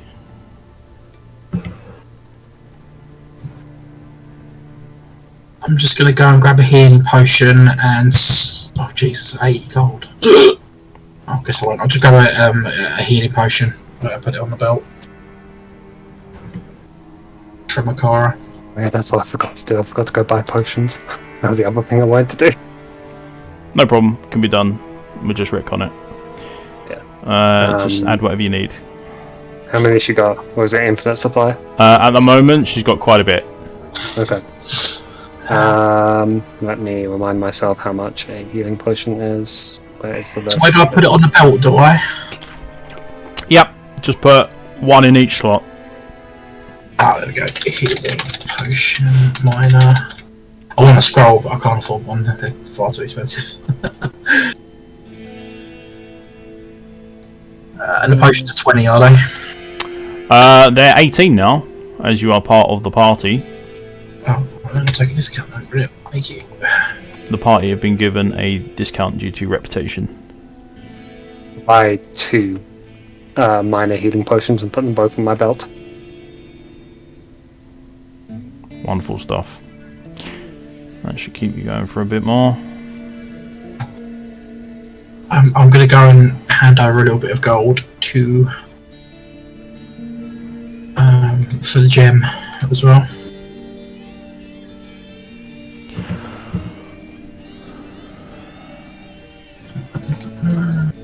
And wave it off. Keep your money. The gems are for the entire party. Anything that will help us get through these hordes of monsters. Thank you.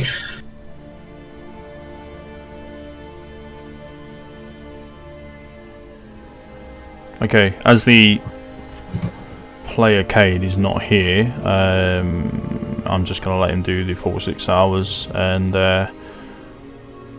ignore the downtime activity as he's not here. Same for our paladin here, so they are going to take up residence in the town for now. Do whatever it is they need to do. Class wise and as people. Cash, Francis, Scarlet and Ira, you have the rest of the day. What would you like to do now? Oh, what time is it now? It's 10 o'clock. What, in the morning? Mm-hmm. So what time? Yep. 10 did you say? Yeah, 10 AM. Oh, we've got a whole day. Okay. So what we're doing today, guys? What's the plan? Well, I don't know. Maybe we should go and talk to Akara or to Kasia and see if any work needs doing in the camp or around the camp, or if there's any coin to be made.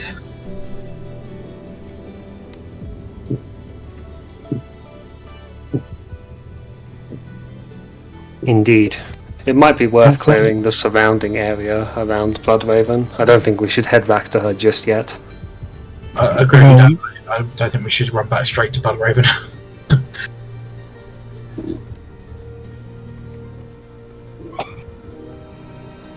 I'll go and ask Kasia if there's any reports of disturbances in the area or if there's any work that needs doing to help out the scouts.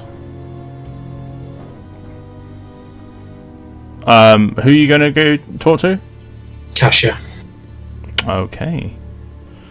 So you approach Kasia and she stands there, stern look on her face, clad in her armour, weapon on the back, arms folded, and she looks at you up and down as you approach, just trying to get the measure of you being there, and instantly remembers seeing you at some point around the Rogue Citadel. Mm-hmm. Good to see you, Kasia.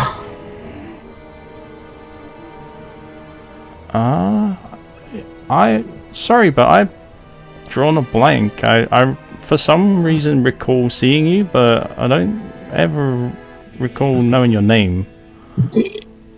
I'm Scarlet. We've met before. I've passed through with a few caravans previously. I belong to the Sisters of the Sightless Eye, and I'm quite familiar with the car over there. She knows who I am. Yeah, as are all who dwell in this camp at this moment, other than you adventure types, obviously. My comrades and I, they just report over to them. They just rescued me from our old friend Bloodraven, who's causing some mischief out there, and now we're looking for some work to do. Earn a few coins.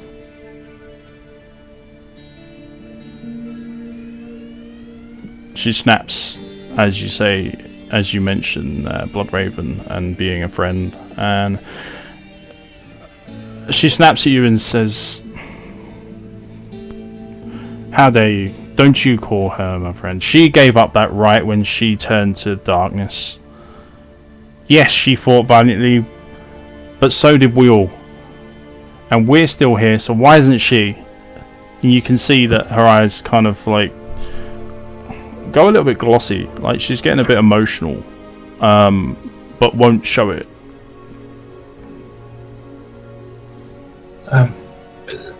We've lost many sisters in this battle, Cassia. The prime evils do not rest. No, they do not. So why are you here talking to me? We need work. We need equipment, provisions, supplies. Then get out there and kill things. This is why you were here, aren't you? Well, actually, I had a job, and my caravan was attacked by raiders, dark riders, and now I don't have anyone. I've got like this ragtag group that rescued me, and now I find myself a bit of a loose end. There's only menial jobs around here, and my rogues are enough to take care of those. You need to focus on quelling the monsters around the area, going out of camp, getting stronger, and working towards the ultimate goal, destroying that which plagues this land. If you cannot do this, then we will have to find others who can, or die trying. I hope one day you'll come to learn to trust me, Cassia, and I'll just walk away. Tell the group that obviously I've had no luck in securing any additional earning opportunities, and just maybe we should just go for a wander and see what we find out in the nearby killing fields.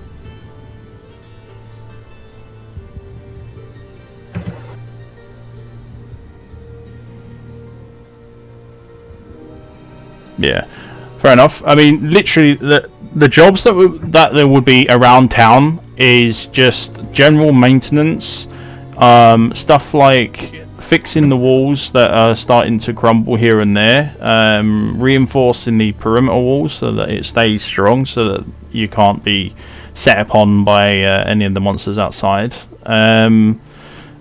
There's also general guard duty, which is, like, again, easily covered by the rogues. There's feeding the animals and tending to their pens and so on.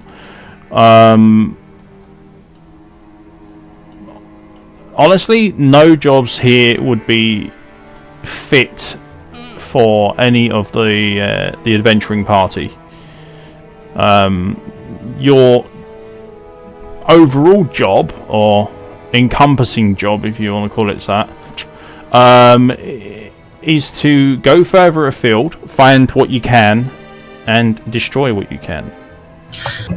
Okay.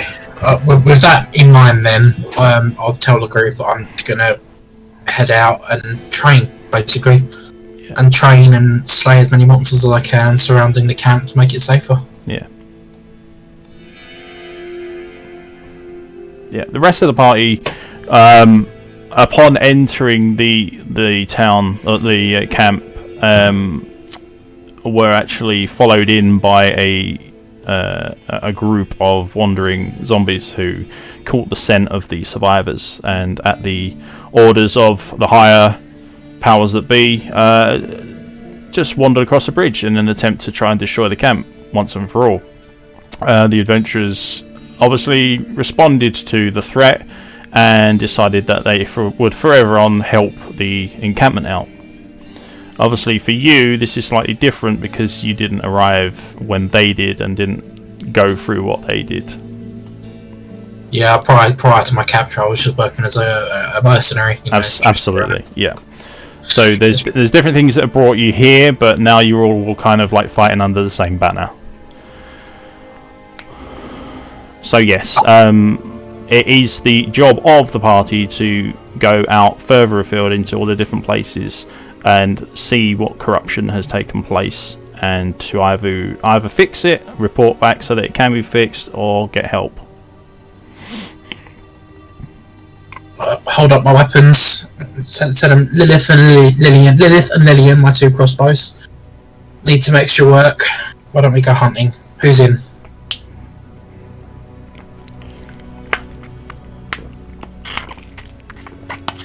No thanks, I think I'll stay in town and repair the walls if needed. Or where needed. And that's what I'll spend my day doing. Okay. At least for now. The rest of the group? Sure, I'm game. There's still some areas around, just outside where Blood Raven was that we haven't explored yet. We might be able to find something there. Alright. There's the rest of the Blood Moor that you haven't explored, and also the rest of the Cold Plains.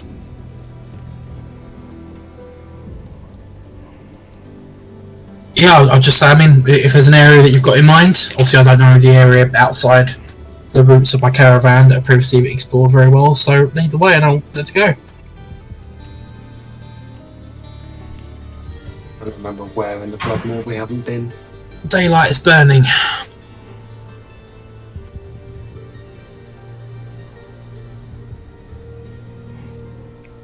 So I'll go where everyone else wants to go.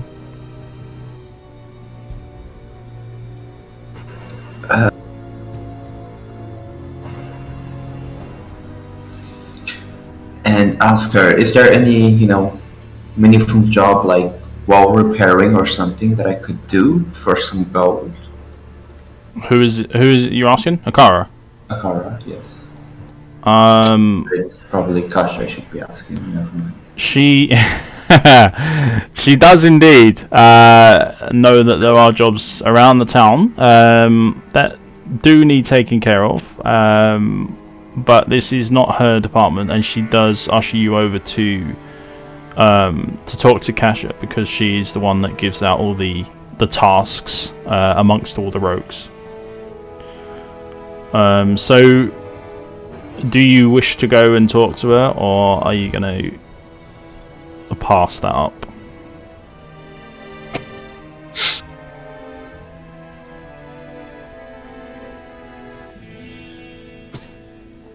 Are we using the waypoint? I would assume so. I don't know who's leading the group. If we've got a leader, It depends what you guys want to do. Do you want to explore the Blood Moor or explore the Cold Plains? Yeah. You know this area better than I do. I'll defer to your decision on that.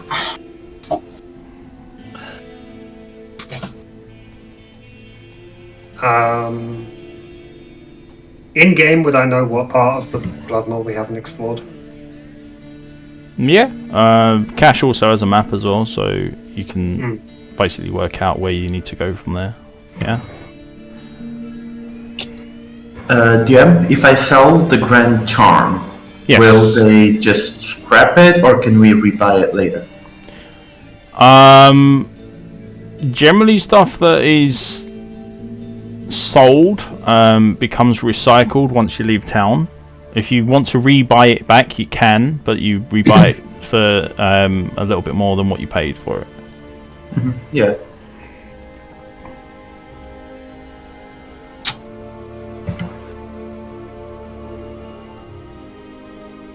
Sorry, what you sold it for? Not paid for it. Mm-hmm. What are you thinking of selling the charm? Yes. Mm-hmm.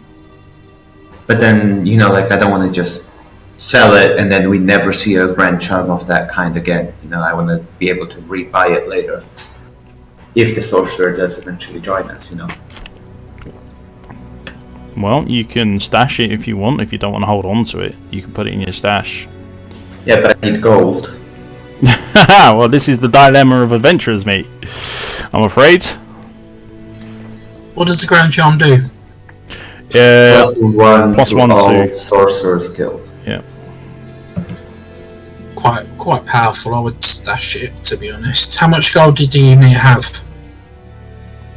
gold, and by selling it, I would have 283 gold. I mean, if there's anything you need to buy, I've got a little bit of gold to help you out. I'd rather we keep that in case we can find our sorcerer friend that wants to rejoin us at a later date. It seems a waste to get rid of such a nice item. Obviously, I've got a lucky charm myself. I know how rare and valuable they can be.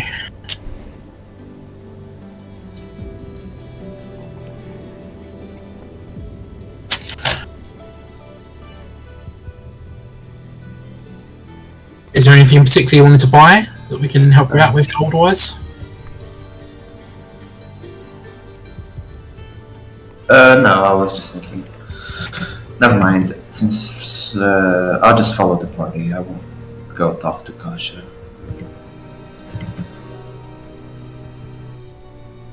No? Okay. Probably a good idea.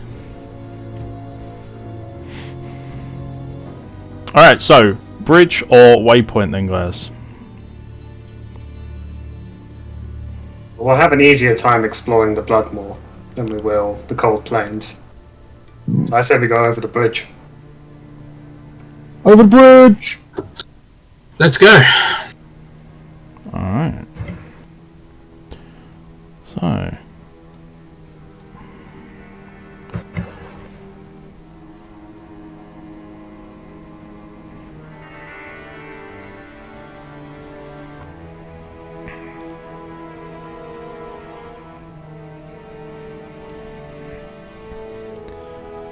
I will move you over momentarily.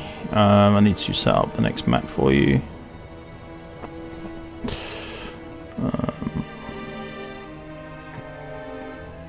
That needs to go.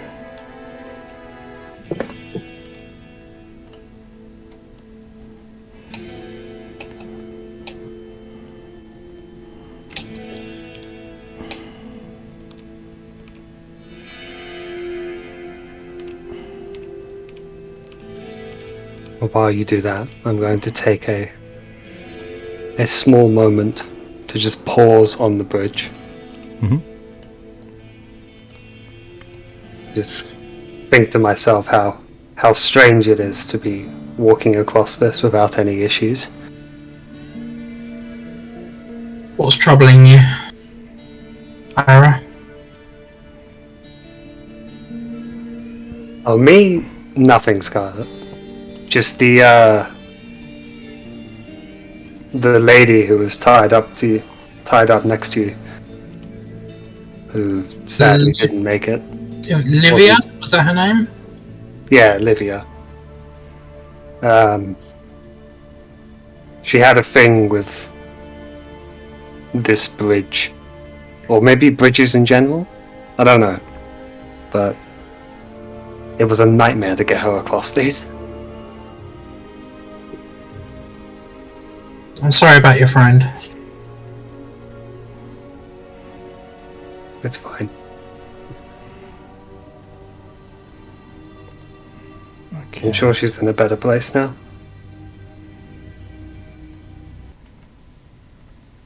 We hope. Oh, Jesus. Okay.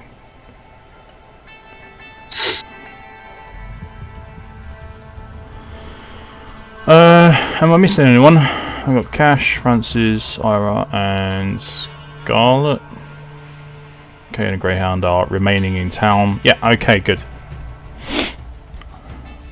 We'll put Scarlet there. Okay. Right then.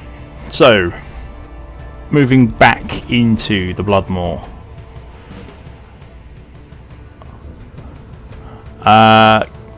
Cash, your map at this point shows the routes that you've taken, which are the road, just following the road round. You've not gone. Hang on. Why do we have two skeletons in front of us? Oh, that's Bob and Beatrice. Come again. I'll let Francis explain.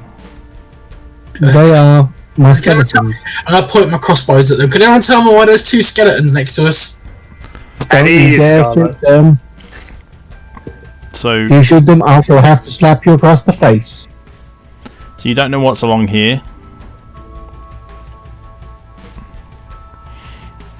And then further down from there, you have no idea. The way that you did head was this way.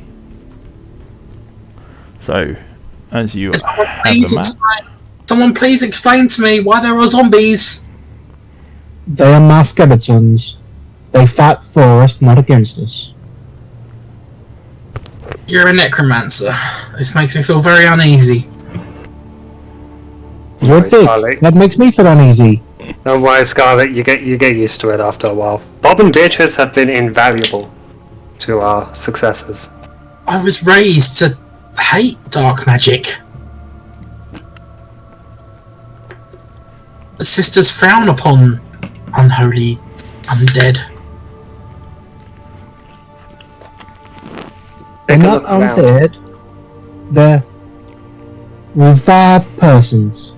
Livingly challenged. Exactly. I'm glad we got that sorted out. All right, but I'm keeping an eye on them. My character's keep an eye on them, and Bob's just going to turn his head and look directly at him. My character's going to suffer disadvantage on any attacks if I'm within a very close range of those undead, because it's really freaking her out. Right, okay then. Okay, so...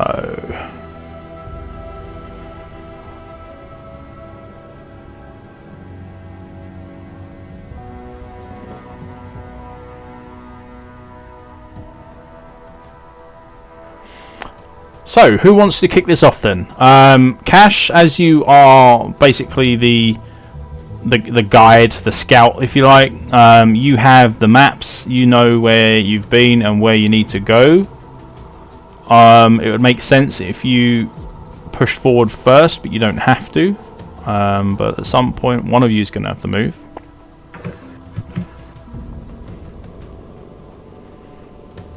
Right, well, I'll go first. It will probably be a good idea for you guys to discuss party tactics at one point. There's a great tactic. Keep those living challenge things away from me.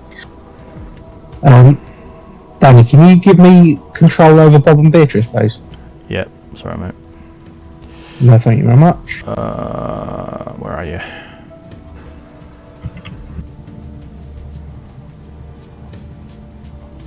God, they smell! Ugh! I believe your nose is too close to your asshole. Leave my skeletons alone. They might save your life. Mutter to myself or end it. Ladies, come now. If you keep going on like this, you'll be one of the next.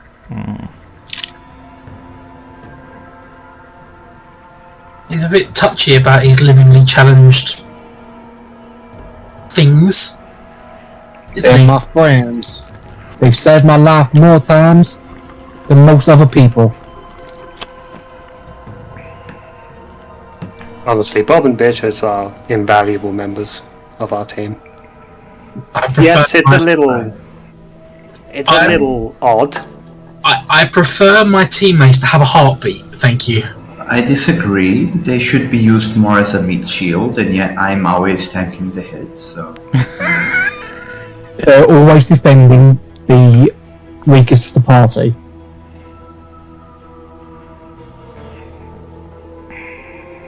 You see, that's what happens. You sacrifice them as meat shields, and then I create new bodies for you to revive. Exactly. It's a great scheme. God, necromancers creep me out.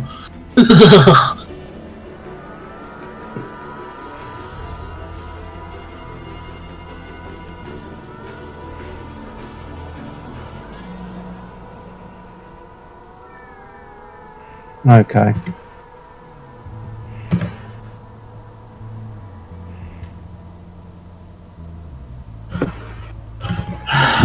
Come on, Necromancer, move forward. Okay, never mind, I'll move forward. 5, 10, 15, 25, 30. That's not right math. 5, 10, 15, 20, 25, 30. There we go. Alright, so travelling down the known path so far.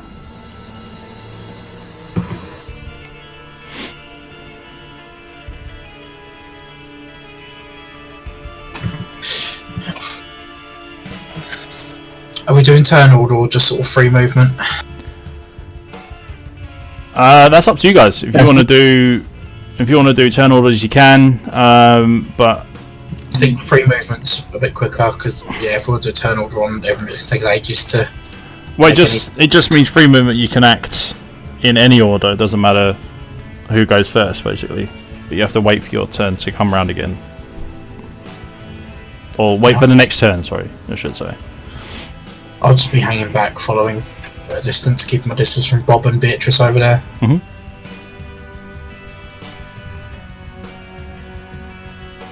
Yep, that's fine. If you want to put yourself 10 feet away at all times, that's completely up to you. That's not a problem. Yeah, I'm going to throw up if I get any closer. And here I thought Cade was back at camp. Yes. Francis is just going to take out that skull and just point it at Scarlet. Can I roll a dexterity saving to not vomit? Or a constitution? This is now 2 members of the party that throw up on command. I know. Oh, so put that thing away. Holding dead people. Creep. I just hold it like a bowling ball. Just looking very grey and just.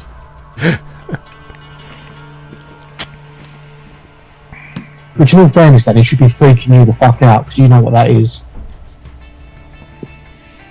I know what you're doing. What?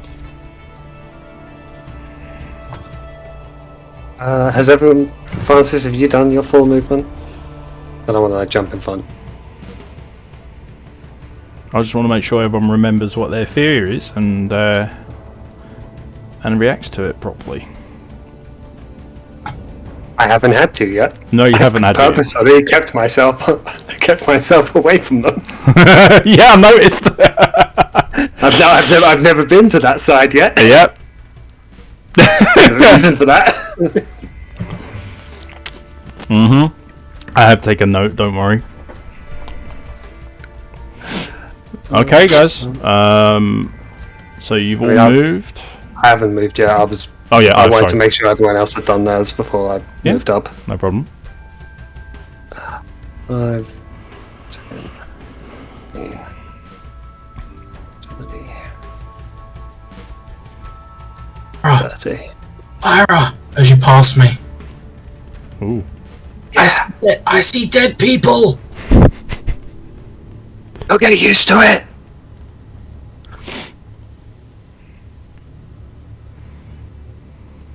I just kind of feel like I look really downtrodden, as I said. It's like, you'll get used to it.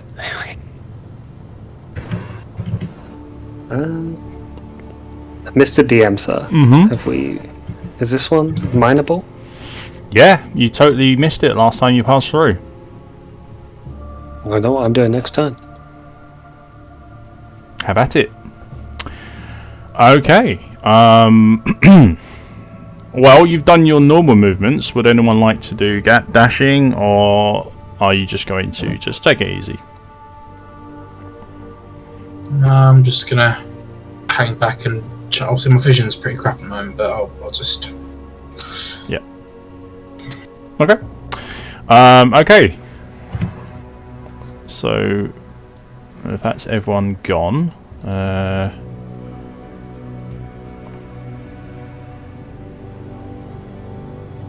yeah, who's going to go next then? Well, actually, Cash, you go first, and I'll put Beatrice and Bob up to stand next to you. Yeah, Cash is kind of taking point because he knows which way to go and which way you guys haven't been yet, so he will lead you that way in theory. I have no clue where the fuck they want to go. They're following you. You have the map. So I said this again, just basically anywhere we haven't been yet. Right there. So this way and then this way is the way that you have travelled in the past. You've also been over this way. You've not been along here between these rocks and over to this wall. You've not done anything around there. So where do you want to go, Cash? As you move on further, I'll tell you more places where you've been, because the bodies have the ones that you left in your wake have now disappeared. Yeah, well, I'll keep moving forward. Okay. So from where you are there, you've been down here and then along there. You've also been across this grassland area. You've not investigated over here.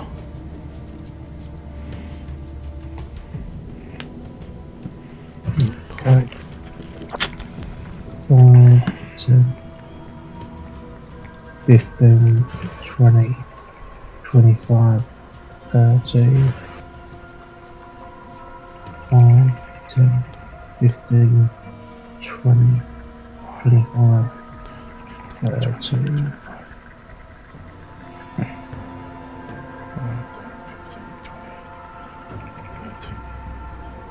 Five, 10, 15, 20.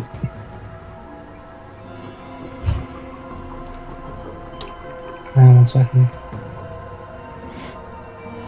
One of the smallest laptop screen notes a man. I'm having to. Both of your summons just crumble. No, that's all in the same 6 seconds. Nope. They moved first, you moved after. Oh, you've never done that to me before, Danny. Whenever I move the summons first and then move myself up afterwards, Yeah. we've always taken that as moving at the same time. Yeah, but you've always moved them only a little bit and then you've moved yourself. Okay. So they've gone too far away from your range and they just crumbled. Okay. What happened to Billy and Bubkiss, Ira?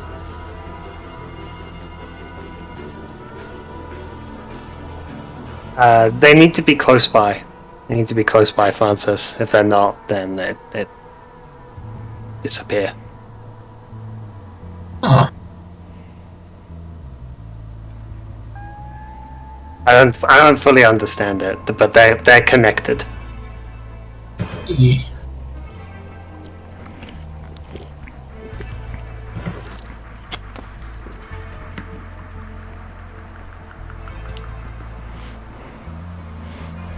So Ira and Scarlet then to move. Ira, Ira, you can do some mining deposits over there. Are you going to go and retrieve those? Oh, absolutely. Let me cover you when you go grab those. I'll cover you. I appreciate that. Thank you. 15. But I'll do my mining. I'll just stand behind him and just keep watch.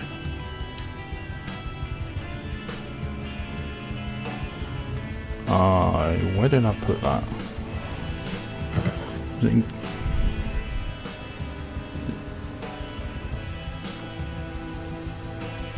Nope, that's not it. I've lost it. I can't find it. How would you've lost it all in No, I've got it. I've got it. Alright, okay. So Danny, this is my favourite part. Ooh, yeah. Come on. Got a bit of a sweat on then. Right, okay. Do your D10 rolls then, please. Oh, come again? What we got? How many times are you going to take a swing at this? I'll do it twice, like normal. Right, okay. Roll again then. Alright.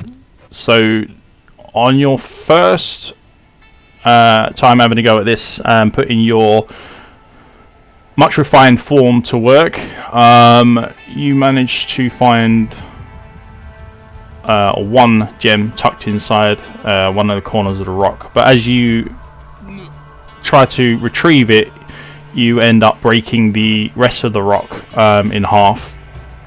and there is nothing else inside. So you find 1 gem. Give me a d6 plus 1 roll. Let's see what you get. A 3. Okay. You managed to find inside a...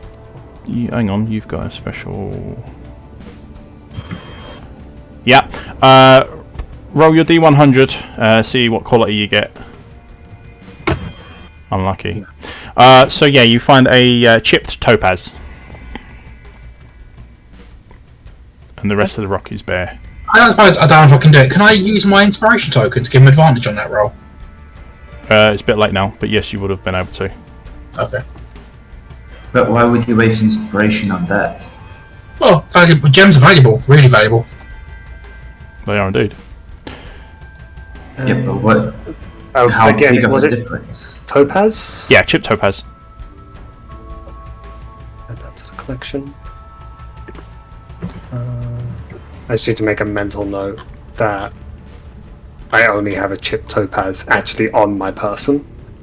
All the others are in my stash. The rest are in back your in stash. town. Yeah. If you want to, you can use your journal that you've got as a stash, like banking kind of thing that you can use just so that you keep Yeah, I think I'm going to do separate that. from your character sheet. I'm looking for something in the rule.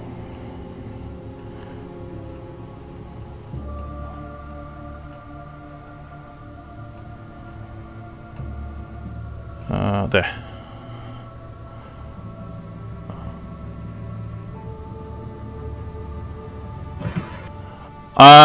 Right, okay, so Scarlet, your inspiration is no longer available. You done a long rest, didn't you? Yes. Yeah, they disappear after a long or extended rest.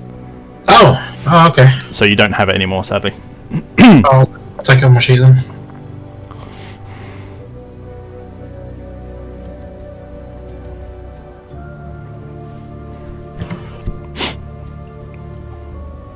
Right, okay, so...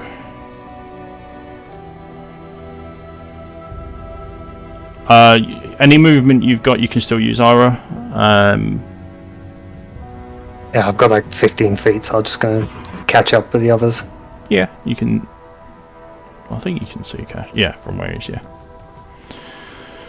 30. That's it, because I would have used my action for the mining. Great stuff. Alright, Scarlet, any movement you got left? Oh, I've got 15 feet, so I'll just stand next to Ira. Okay. You are currently standing on a dead body. These will count as difficult terrain. Okay, so you... Yeah. So once you move from this, it will take you 10 feet instead of 5 feet, okay? Yeah, I've got to wipe off the brains off my boot. Fair enough. Okay. Okay, so I believe everyone has moved and done their actions. So Cash, what are you doing? How do you want to proceed? Let's see.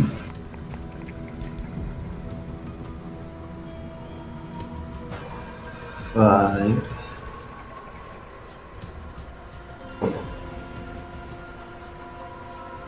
10. Alright, stop. Ah, you fucker, I couldn't even see them. You see plenty right now where you are, and you can see there are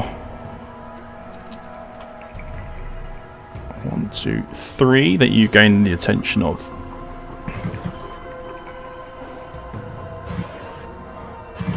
And as soon as you come into view, they all attack. So, what's the thing? 5 foot. Oh, that's fine.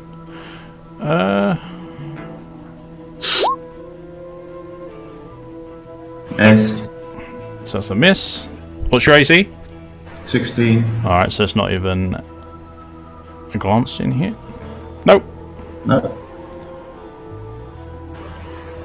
So 1 hits. So 2 completely fly past you. The next one lands and hits you in the leg for 4 points of piercing damage. Max roll. Okay. Do I know which one hits me and which one don't? Well, yeah. We'll say this one hits you. Cool. That's the guy who's gonna die first. That one's gonna die first. Right. Okay. In which case, initiatives then.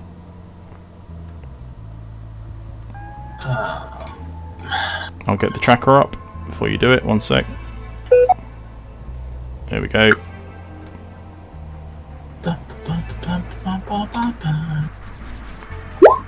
Make some fresh bodies. Can the Necromancer revive those guys as well? Yeah, absolutely. Cool. Would they become skeletons or They will stay red? yeah, they reform into skeletons. Yeah. That is so fucking. Oh, what happened there? Right, hang on. Wow. 4. That's a horrible initiative. Do I keep playing because it's still my turn? Yeah, you keep going. This would count as a interrupting ambush attack, but it's still your turn technically. Cool. We don't need Bloodraven. As all of these will be rolled again, so you guys might even go before Bloodraven next time you fight her. Ira, 19. Cash got 4. Okay. Greyhound isn't there. Scarlet got 11. Ira's in Wolfie form. There she is. 19.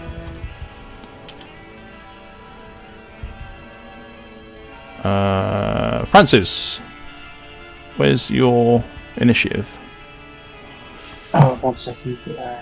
He hasn't got on the time tracker either. I only see 2 people's initiative.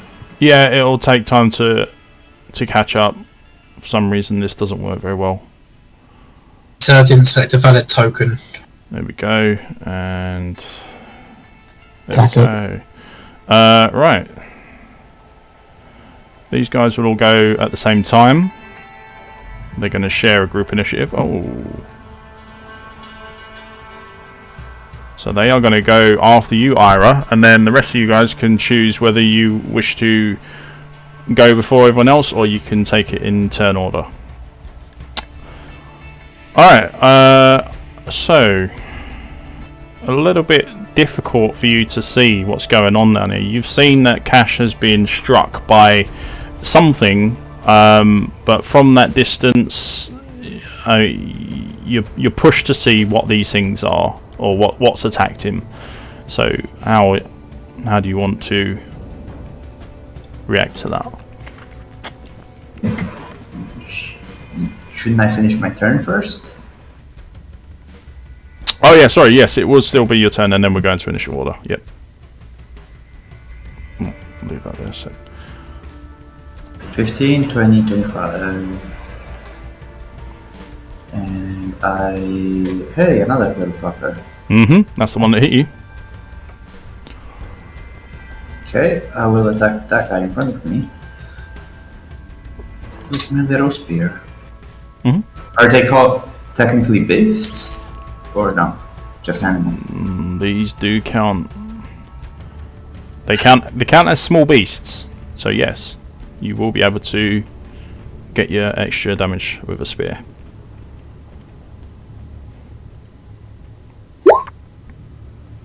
$19. Very nice. Why do I have bless on? Sorry, No worries. it's just a 1. So 19 is a massive hit on these. Okay. Add 2 to your damage, as this is a powerful hit. Okay, powerful. And that's it. Where's my 10. Perfect. in one deadly strike, you manage to pierce him all the way through his body. Screaming in agony, drops. Okay. So within 5 feet, yeah, that's fine.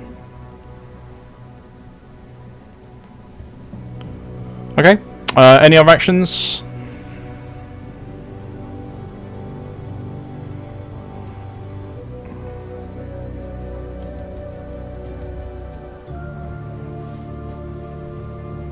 No need. Just... Okay. Okay, so moving into turn order then. Ira, you do notice that Gash has taken a hit, and he's also run off ahead as normal, and swung up something. Alright. Okay. Need to quickly check something. Let's see what you can actually see. Yeah.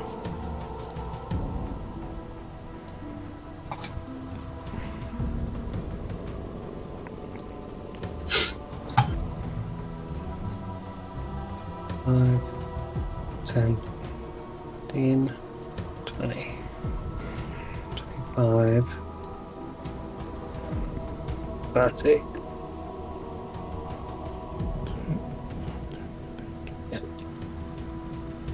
Just. Okay. Action. Well, bonus action, switch weapon sets. Shouldn't that be a free action? Or free action, whichever it is. What, for switching weapons? Yeah. As a bonus. So bonus action, switch weapon sets to spear. Mhm. Action dash. Okay. What do you call it?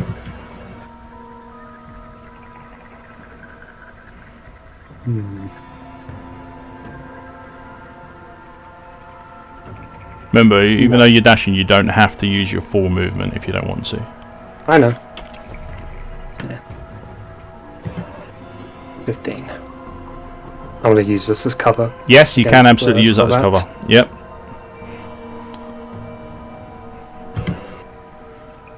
And I'm getting my turn now. Okay.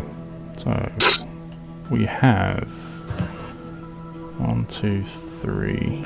So 3 are going to fire against you, Cash. Normal strikes. 10. 5. This is getting worse. And 2, even worse. So, out of panic, they all release their attacks and completely miss their target. They will attempt to put some distance in between you. I'm going to go...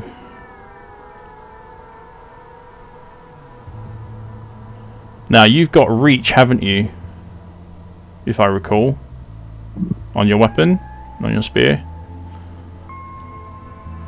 Cash? Yes. Yeah. You may, if you wish to, attack the one that was here with a attack of opportunity. Try and jab him as he leaves. Yes. Okay.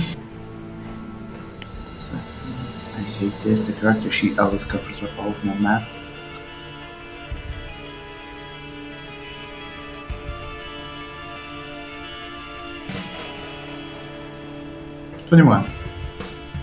Amazing. Roll damage? Powerful hit, yes or no? Yeah, definitely. That, I'm guessing. So even more. Okay, so unable to make it too far. He turns to run, and you jab him as he goes. In fact, it'll be there. And then down he goes. The other two do obviously make it away to a bit of safety. And they're going to go... can go there.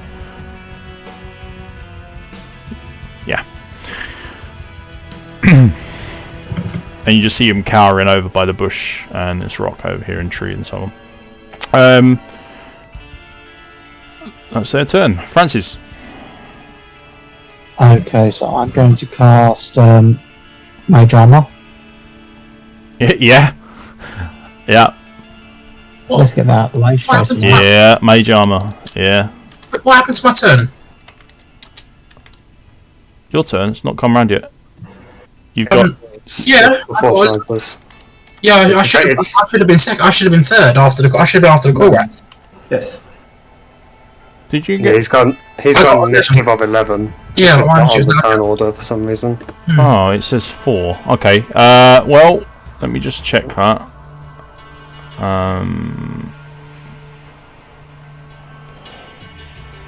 Not that I can do much. I'm not too far away, but. Oh, I don't know why it's put 4, but it has. And where are you off to? Where's Ira off to? What are you doing? I don't know why it's done now. Sorry about that. She's just like, nope. Right, okay. My roll 20 went really weird for a second there. It just went all over the place. Yeah. I apologise, Scarlet. That was not intended. I'll just move up 30 feet. I think, to be fair, I don't think I can do much with it. I think I'm too far away. I don't think too much has passed, has it? So we've got Ira, then Quill, and then Scarlet. Yeah. Alright, so yeah, we're not jumped ahead that much. So yeah, it's your turn, and then Francis. Yeah, I don't think I can do much with it. I'll just move up 30 feet, but I'm not in range. I can't see him, so yeah, that's all I can do at the moment. But yeah, the downside to having range weaponry or doing any range attacks is that your vision with the things that are going on in the world at the moment and in this area, they are seriously hampering what you can see, and this is like broad daylight. Yeah, I think you remember mentioning that when I started. That's fine. I'll dash and take cover behind this door here.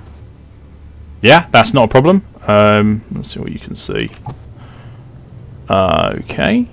Yeah, so you can see like glimpses of this fallen over here as you peer through like these cracks in the wall. Not enough to attack him, but just enough to know that he's there. So that's fine. Yeah, I've used my action anyway, so I'm done. So I could bonus attack, but no, it's fine. I'll yeah, a bit of field knowledge. And he's far enough away so that he doesn't know you're there, which is great. I'm still trying to turn order though. I can only see the other three people on the quills. I can't see myself on turn order. You can't see yourself? No, I'm not. Let me refresh the page to make sure it's just not glitched, but I can't. I'm not showing up on the turn order. I can't see him either. Yeah, if they don't turn up, just try and refresh the page and you should be able to... No, I'm still on nothing. turn order. No. I see a 19 for Ira. I see the fighter's got a 4, and the Necromancer's got a 6. And the Quill's got 17, that's all I can see. Let's try this. There you go, I can see myself, but I've got a 0. There we go, perfect. Alright. Lovely, thank you. So it's your turn, so you're up there. Alright, so is that what you're doing for your turn? That's my turn done, thanks. Alright, Yep. Francis, you're up. So I've moved, cast Mage Armor. Yep. And 5, 10, 15, 20. I'm gonna stick there. Is it 8 hours for Mage Armor? Yeah, that's my turn. Nice. Lovely. Okay. So Cash. What are you doing? Are you giving chase or are you backing off? I want them dead. Okay. 5, 10, 15, 20, and then I'll strike that guy in front of me. Okay, make your attack. Yep. That reach is handy, isn't it? Yeah. 16. That's gonna hit, and that's gonna be a powerful hit. So roll damage with +2. Done. 10.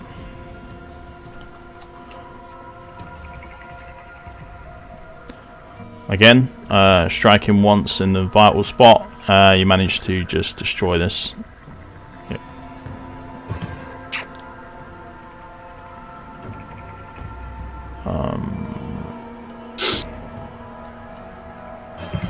Okay, everyone's in the shot. That's good. Alright, anything else for your turn, Cash? Or are you just gonna chill there for a bit? 1 second. I will. It's a bonus action to switch weapons. Yes. Ah, well, I'll just. Just stay right there. Okay. Alright, next, Ira. Back to you for round 2.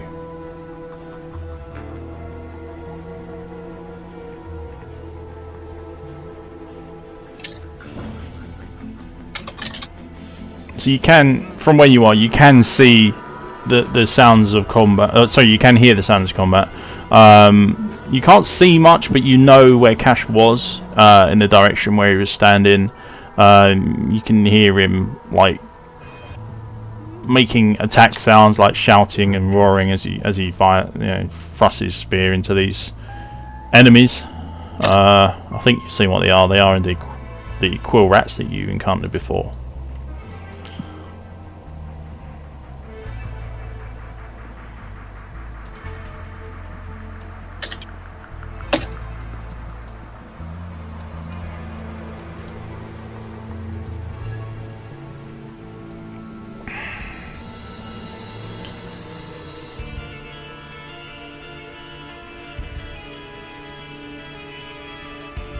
You know what? I'm gonna go to the edge of this building. Right. At the edge here. Yeah. 10. I'm just gonna peek round the corner. Just to have like a little look, see what I can see.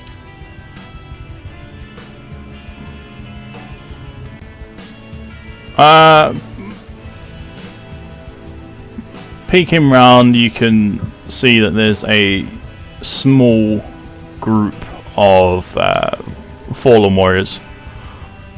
No shaman there. And obviously you can see the broken cart that they are not really guarding, but they've destroyed and are now just like looming around it.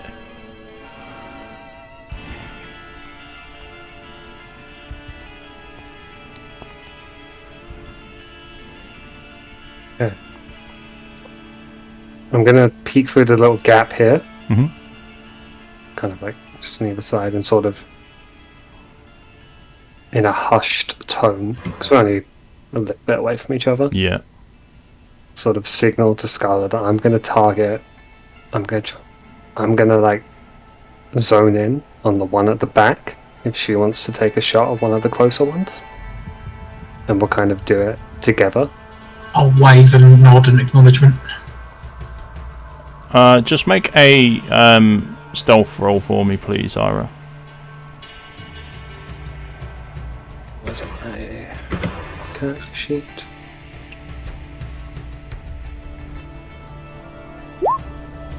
What'd you get? 13. Oh, very nice. Okay, thank you. And I'm going to kind of... Well, this is too far away, so I'm just going to kind of wave at him and gesture to come over. Sort of point. And he can make of that what he will. Because I can't shout to him, otherwise it'll give my position away.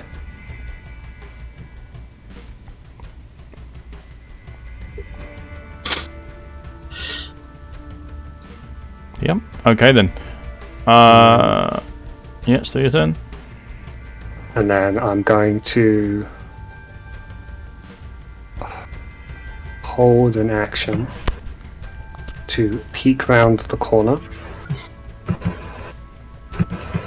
Peek around the corner and throw a thorn whip at this one in the back here. When I see, basically, when I see someone else attack that group. Yeah, I getcha. Yep. Yeah, no problem. Okay, so following you then will be the remaining quill rat. He's going to attack.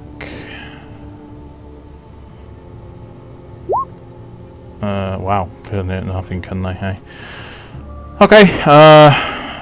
So this one just gets like caught up in this, like in the foliage here in this bush. You just see that it's it just loses its momentum and drops to the floor. The hair on the back of this quill rat just like starts to like stand on end as he really is panicking. The rest of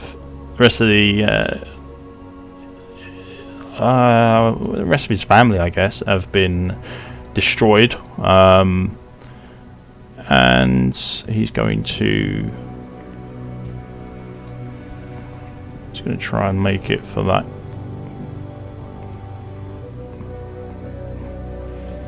And try and hide there.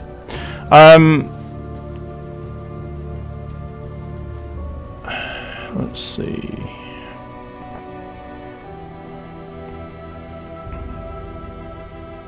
So +1.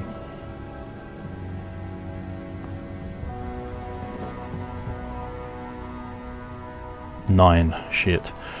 What's your passive perception, please, Cash? My passive perception. Where is my passive perception?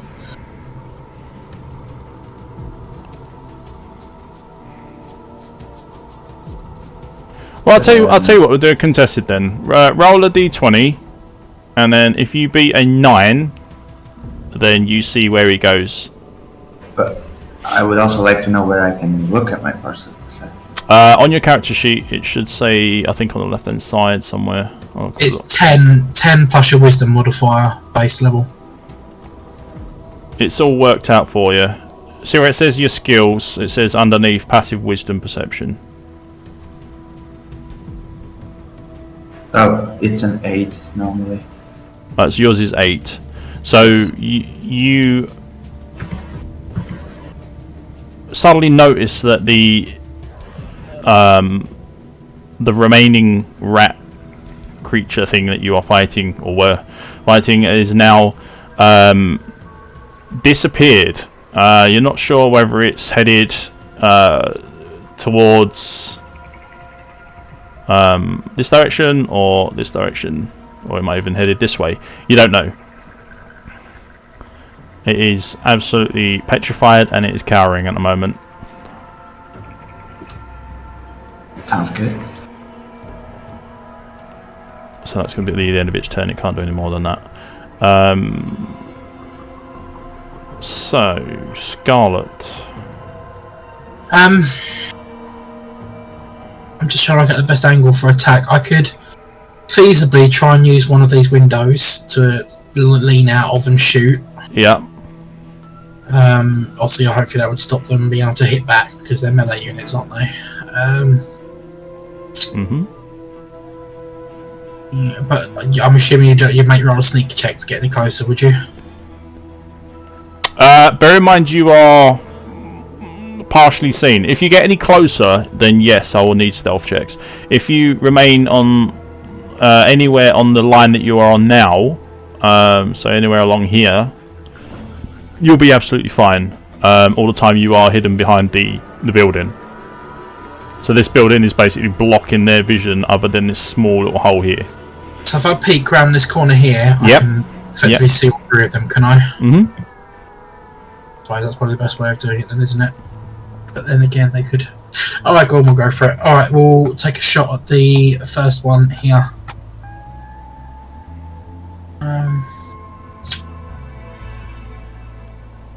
From the main hand.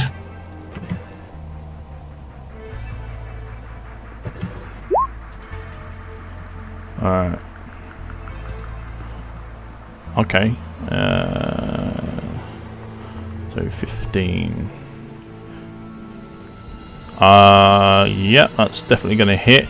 That's going to be a powerful hit on him as well. So we'll add an extra 2 to that, so you do 7 points of piercing damage, which is enough to... It was this one, right? Yep. Yep. Thank you. Simultaneously, I would release my Thorn Whip. Yep. And that was on the back rear one. The rear guard. Rear one. Yeah.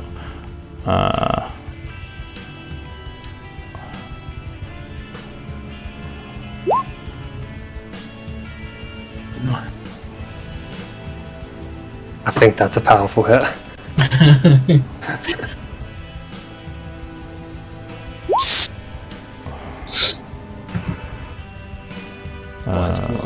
Weapon damage. So 5 piercing.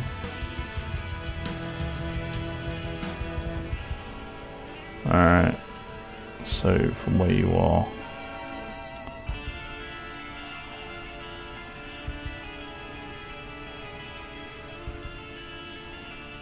Bearing in mind I did specify I would peer around.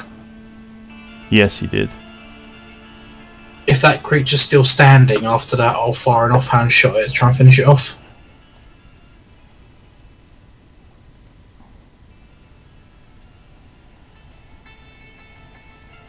So are they surprised by our attack? I'm assuming they are.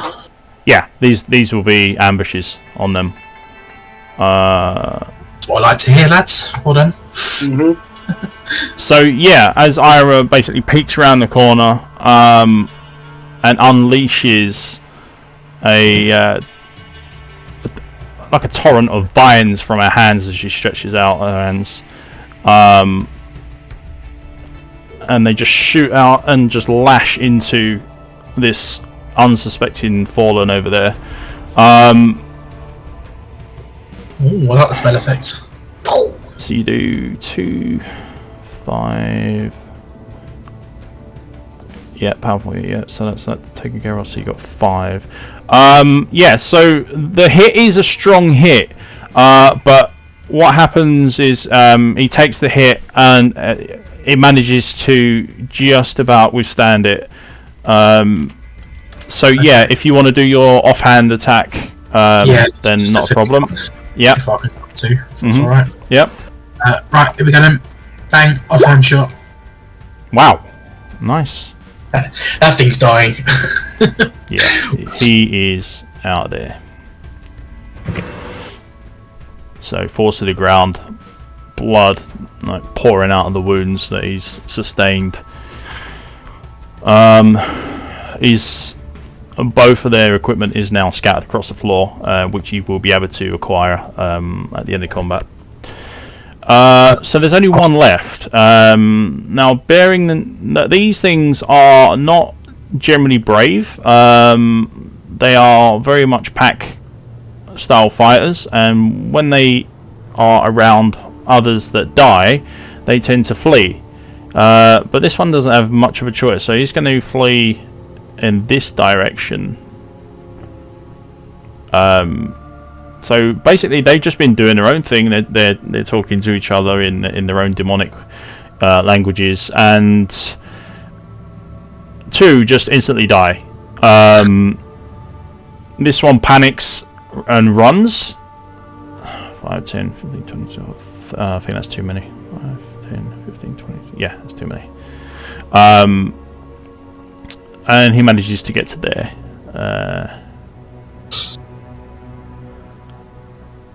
Now this is like this is for those who don't know, obviously this is basically a reaction for them. So this is a special reaction that they get called fight or flight. And what I will do is reduce my arrow count accordingly. Okay, so 2 drop instantly. The next one runs away. Scarlet, is that going to be the end of your turn? Or are you moving? I want to search the house, but I'm assuming that'll be another action. So. Yeah, it will be, but you can move into the house if you wish. Yeah, go on. I'll just move into the house. Just stand next to this corpse and just look around the room for a moment. Yeah, so that'd be what, 10 feet. I'm done there, thanks. You good? All right. Francis. Okay. Francis is going to move there Yeah. and take the dodge action. Mhm. And that will be my go.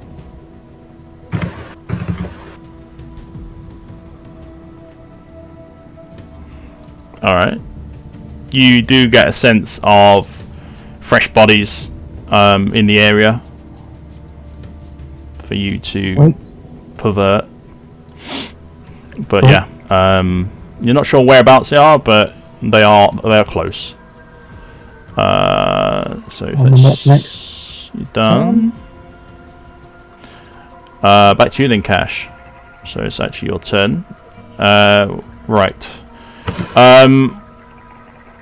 What you may do is you may wander around aimlessly trying to find him and hope that you stumble across him, or you can actively look for this rat that you want to kill.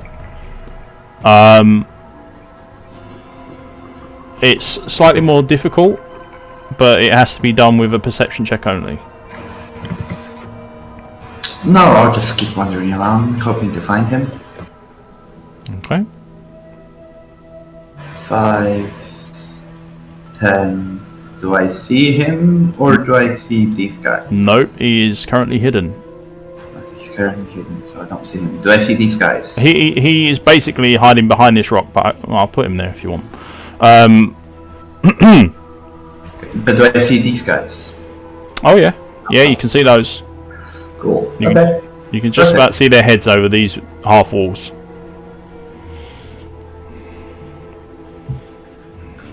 Okay.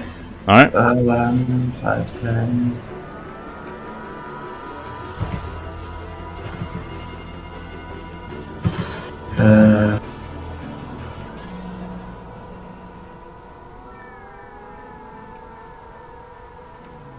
Perfect.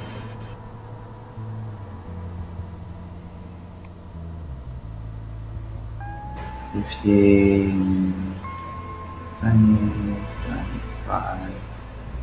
Oh, here we go. Here we go. Cash wants it, but oh man. All right. Okay. A lot more than expected. So you just mindly walk into the camp of the Fallen in this area. And the rest of us have no idea. We're just minding our own business up here. We're feeling pretty good about our little fight with our fallen group. Don't mind me. I will just instantly strike that guy in front of me. Oh, hey, this isn't where I parked my wagon. Absolutely not. But I will take this chance and go like, oh shit, that's a lot of people. Fun. I shall rage. Okay, so you are entering your rage. I like to think you just walked in and just been like, hey, is this the Rageaholic Anonymous meeting? Yeah. So you haven't got the injury anymore, so that's now gone. Rage. Since they are not counted as beast, I will remove the 4 beast bonus. Yep, these are demons. These are demons. Okay, and I will do something quite interesting. Something quite interesting. Like, what could be more interesting than pulling an entire camp of Fallen? 1 second. He's really going barbarian, man. This is crazy. I shall do that because I can.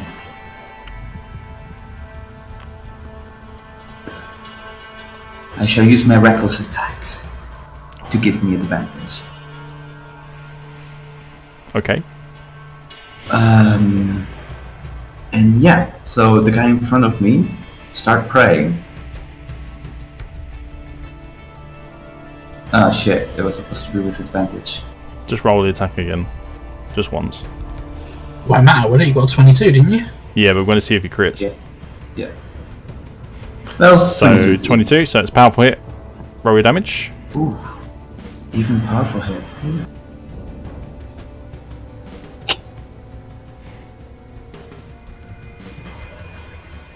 13. Bang. Your first victim falls to your blade. In doing so, you do manage to pull the rest of the camp. This one is going to flee first, though. This one is going to stay. These all stay. Yeah, that's fine. 5, 10, 15, 20, 25. Yep, that's correct. Okay. Nothing else at the moment comes of this, but they will be entering initiative on their first turn.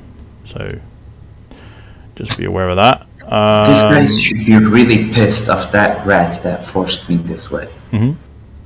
So don't blame me, but blame the rat. So is that the end of your turn? Yeah. Okay, excellent. Let me just make sure you did add your rage. Yes, you did. Fantastic. Right, so end of your turn then. Round 3. Ira. You've got one that is making a break for it. 5, 10, 15, 20. You should actually be here. They're only little. They can't move very quickly. Alright, well, this is going to be very simple then. Mm-hmm. 5. Thrust my spear. Excellent. So he turns to face you as he reaches that point, and go ahead. Okay. I think that hits.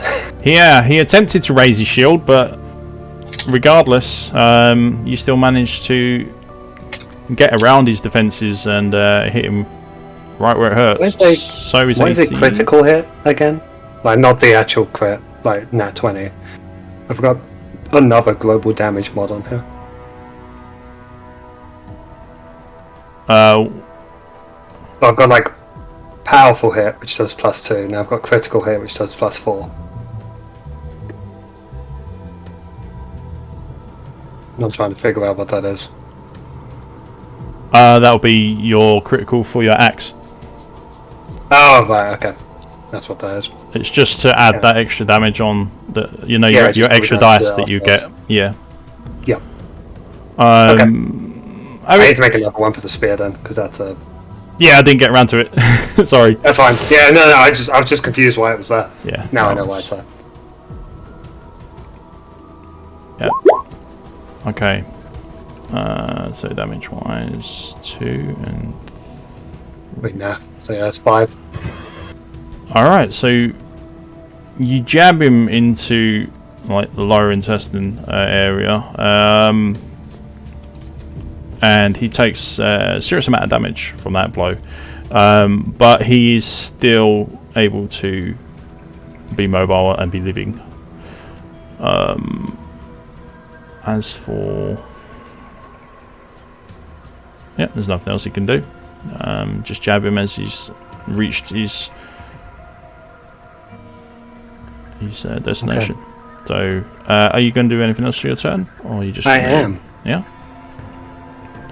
10, 15, 20.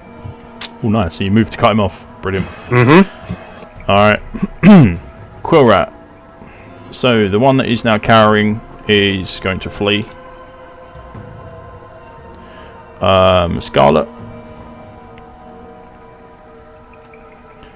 What are you going to do?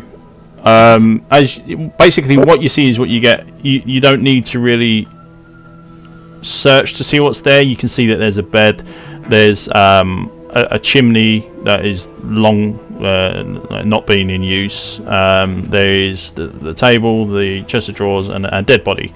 All of that is obvious, but if you want to search individually, then you have to specify what you want to search for. Okay, I'll search. Oh yeah, sorry, go on. I'll search the chest at the foot of the bed. I'll have a look in there. Yep. All right. So that is the main thing in the room. Is the big chest at the bed. Right. Are you going to search for any traps, or are you going to just dive straight in and try and open it? For one, I'll just open it. I wouldn't feel like there'd be any traps in a chest in the house, but I could be wrong. I'll have a look. Oh, my character Scarlet feels pretty good. She's gonna loot it. Okay. So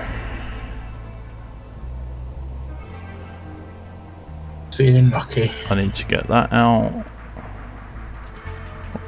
Yeah, also. Alright.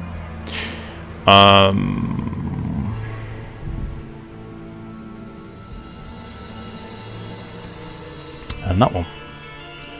Okay. So, feeling lucky then, you kneel down and attempt to open this chest.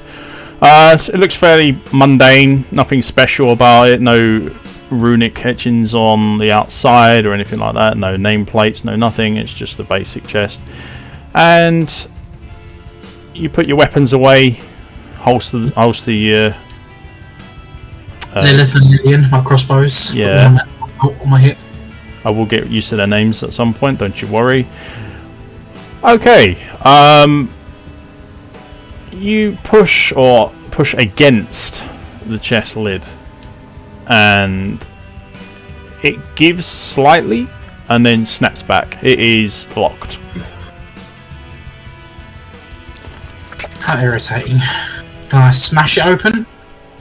You can attempt to, but that'll be next turn. Your action is to attempt to try and open the chest. Okie dokie. Well, I don't suppose I can search the corpse as well, can I? Do I see any valuables on the corpse? In the open? From where you are, no. You would have to initiate a full check. Okay, well that's me done then. Alright. Francis. Oh. So, I'm going to...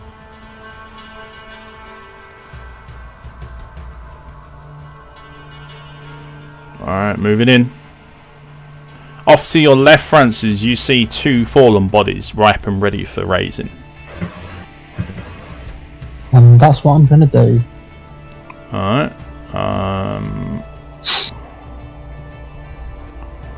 Characters.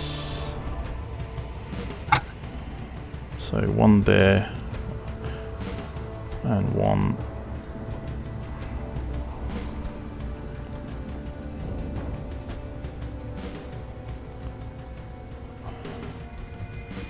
So one skeleton rises.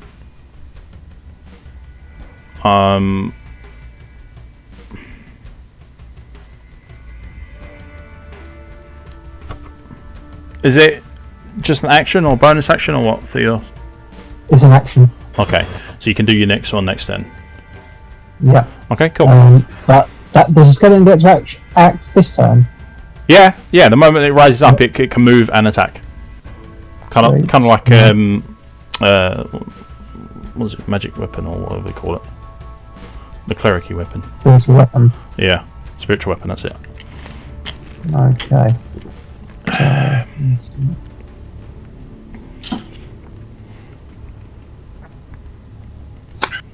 So Bob is going to move. I can't control him, Danny. 1 sec. Yep, go. Yeah. Poor fallen. What I will do.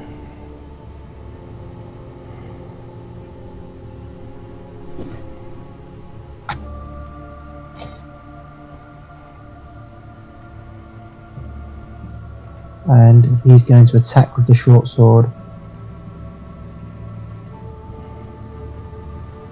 Great stuff. Yep. What have we got here? 20. Nice hit. So that's going to be a powerful hit for him. That's 5. He's already used his reaction to try and block and failed. So 5 points. So that'd be what, 7? I mean, I'd already dealt 5 to this guy. I'm pretty sure he was on 1 HP. So with a huge swing of his sword, I'm guessing this is Bob. You normally raise Bob first. Yep, Bob's first. With a huge swing of Bob's sword, sends the fallen to the ground. Big cut across his chest. Francis, that's not how it works. It's ladies first, always. Come on, where is your manners?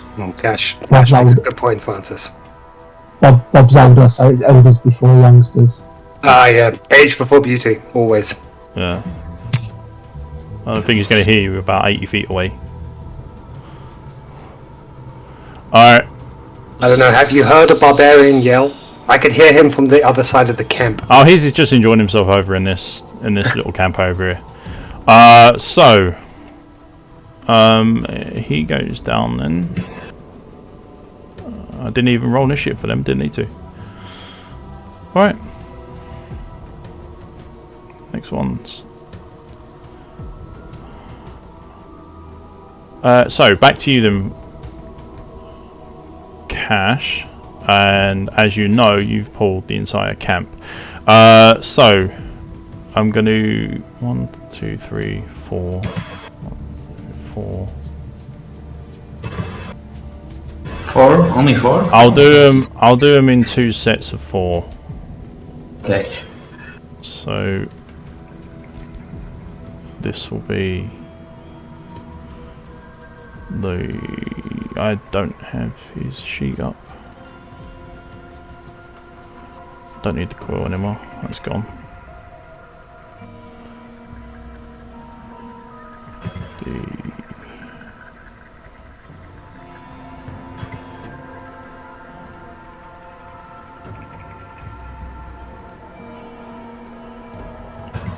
Alright. So we do have a kind of split party situation going on right now. It's not too bad at the moment. Right, so 5. We'll take him and roll initiative for that one.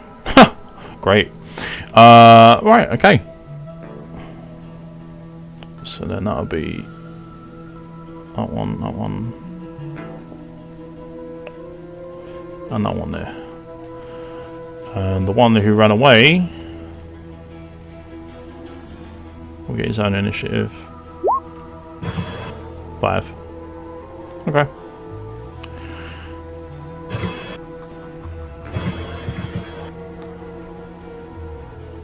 I like how there's one guy that is just like, okay, fuck off, I'm going away, and he gets his own initiative. Yep. Alright, so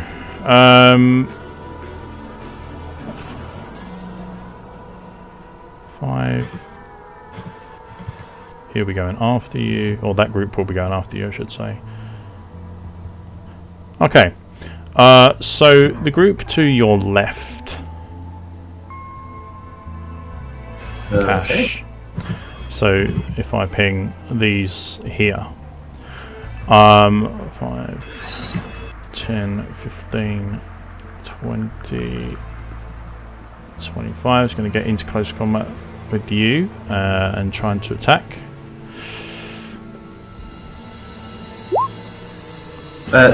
Remember, he has advantage because I use reckless attack. Oh yes, that's right. You get advantage and I get advantage as well. So yeah, okay. Sorry. Yeah. Oh, wait. It's a bit of a weird question. Was it? Doesn't matter. You missed. Okay. Next one. Sorry. DM. Yes. Bit of a weird question. Would it be possible if I could move my token next to Cash, just so the stream can see what is happening? Yeah, you should be able to see him anyway. There should be I can barely see anything that's happening with him. Like, I can see Cash, the campfire, and just like very small surrounding of him.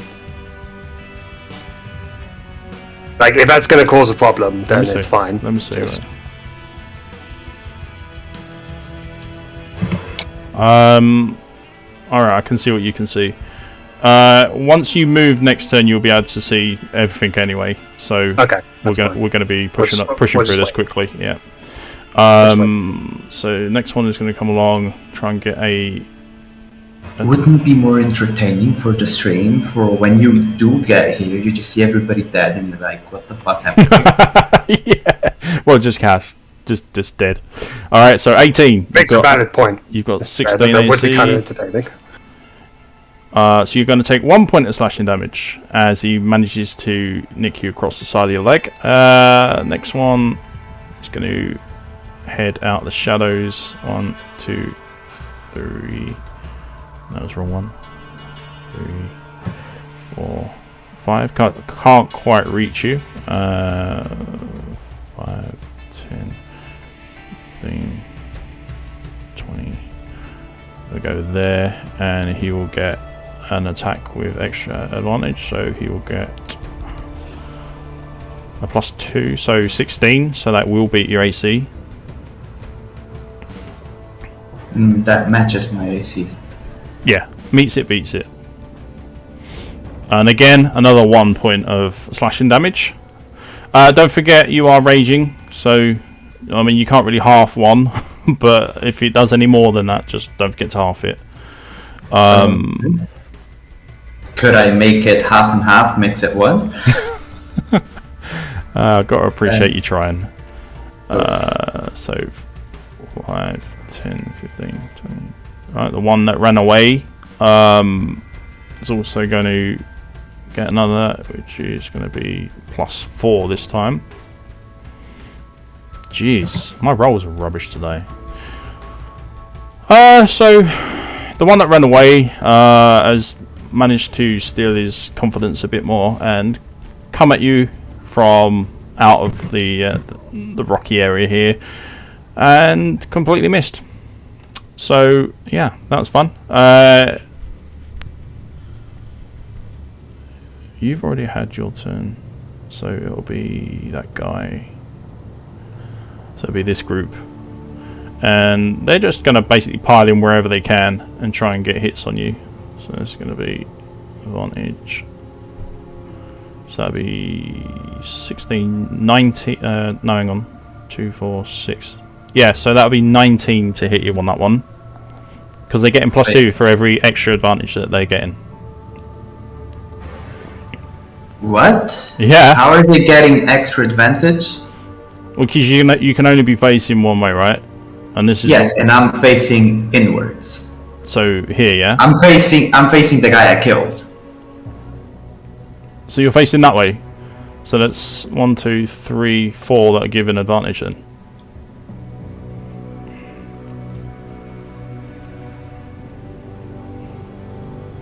No, sorry. 1, 2. No, sorry. 2 that are given advantage. So it's only. I'm 2. facing this guy. So and only he be just moved up towards me. Yeah. So he's doing the attack. Yeah. So that's what I'm saying. So if you're facing that way, and he's moved into the spot that you are facing, so these ones. So you've got this one on the right hand side and this one here that are given advantage. These two didn't. They don't give it. Exactly. But they get the advantage. This guy moved up and just attacked me. Yeah. If I'm correct. Yeah. Yes. So how is he getting advantage? No, he's not now. He's not. Okay. So he gets a 10, and then that's it. So that's all he gets. So next one is 5, 10, 15, 20. You can't really go any further. I'll just put them there. They are gonna make a effort to surround you.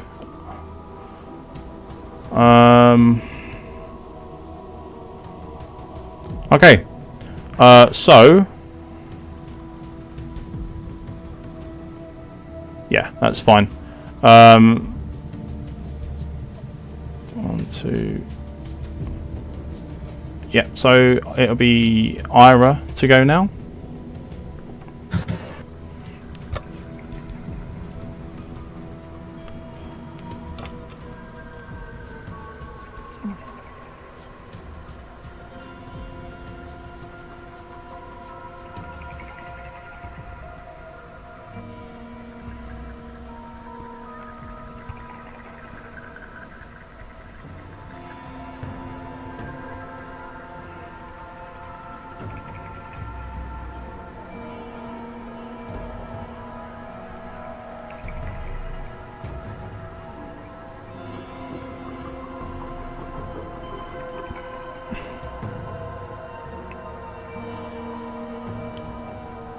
It's your turn, Ira. What are you doing?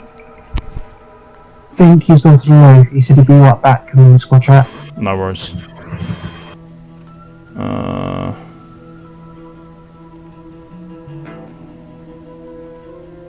Oh, you did, yeah.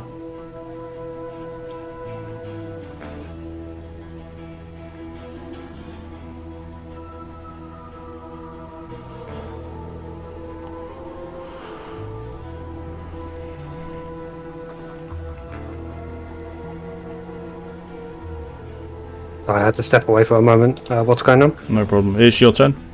Okay.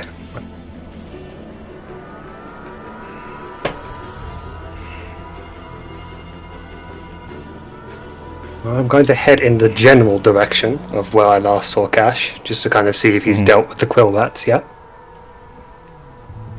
Oh yeah. The reason that the rest of them all got advantage on you, Cash, is because you done reckless attack this turn. That I understand. That's what I was just thinking about. I was thinking, I'm sure there's something that has triggered the advantage, but yeah. Yeah, but the advantage it's the double roll and you get the higher one. That I understand. But from a 13 to go to a 19 roll, I don't understand how that math counted. Because I don't know if you understand that this is the mechanic that we're using, but if there's a stacking advantage mechanic that's been in the game since we started, and for every enemy that is surrounding you, you get the attacker gets a +2 to their attack. And why haven't we been getting those bonuses as well? When we have 3, why don't we get up to 6? You've been getting it. We've been getting normal advantage of rolling 2 dice. I haven't been getting any plus to my attack roll. I've added those on. I've added those on manually so that because otherwise it becomes a little bit too, otherwise you've got to add an extra 2, extra 4, extra sort of roll. It's just not worth it. So manually I've been doing that. Okay, then I missed that. 5, 10, 15, 20, 25, 30.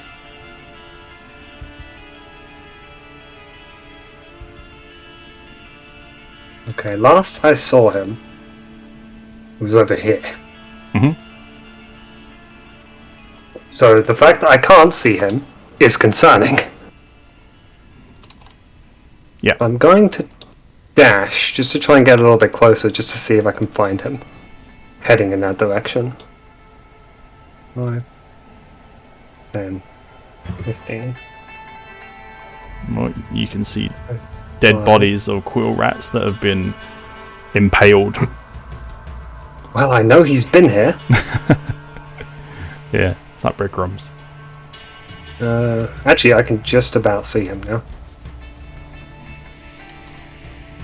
Yeah, just I can see like the edge of him here. I can see the edge of a fallen here and a couple of. Yeah, you'll be able to see what is like shoulder pauldron. And I call out to the others, to Scarlet and Francis if he can hear me. Say, guys, Cash is in trouble!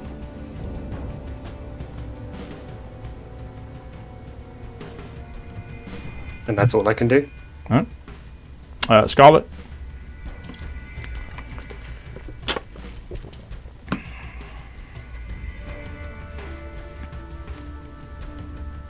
Is Scarlet BRB or? No, sorry, I was on mute. I'm feeling irritated that I couldn't open the chest, and I hear the shout, the Cash intel. I'll have a quick search of the body to look for a key. Alright, okay, what I will do is then, as you're searching for a specific group of items, where are you? Random loot.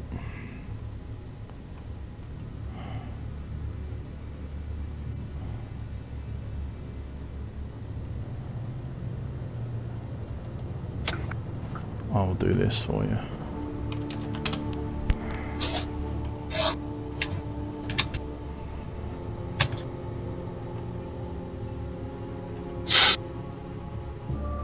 Okay.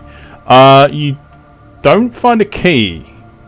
But taking the time to rifle through the pockets of this dead villager or just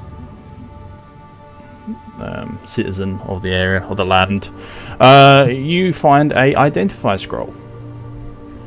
I'll just stick that in my bag and get moving out the door quite quick, hastily shove it in my pack and get moving out the door, heading towards where the shout came from. Yeah. So 5, 10, 15, 20, 25, 30 feet takes me to there. Mm-hmm. I've used my main action, so I use my bonus action, trigger a fire arrow, and shoot one of the ones that are flanking our barb. So just take a shot at that one. Yeah. To spend 3 mana. No, my plan was so perfect. Which will add 2d6 to my attack, to my damage roll, I should say. Right, so first I'll spend the mana, which is there, so that's 3 points. Gone. It's an offhand attack. Or fire with the offhand, public roll, shoot. Nice, good roll. Okay. Where's your fire damage? I haven't upgraded that now, so just 2d6 additional fire damage. Yeah. Are you serious? Wow. Low, and this is this one here, right? Yeah. Yeah. So uninjured, it goes. Do you want to roll your ignition chance? Oh, how do I do that? It's 20% in it, so D100. Unlucky. Fucking hell. So there's just a flaming bolt just comes soaring through the air next to you, Cash, and lands in the enemy to your right. And yeah, he screams as it hits him, but seared flesh or no, he manages to avoid catching fire. I can't believe it survived a 2d6 and a d4, and I get 4. I know. What? Unreal. Oh, that's my turn done then. Alright. Francis. Okay.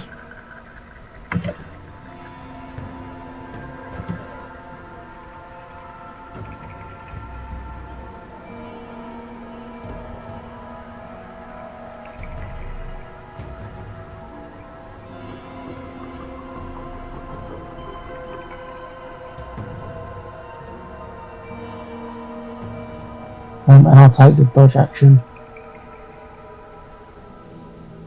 Dodge action or the dash action? Dodge. You can dodge, yeah. Do you want to raise one of the core rats? No, I'll save that for another time. Save that, okay. Moving on to the monsters then. So this group of 4 here. Oh, sorry. No, he's in his own group up on there. Right.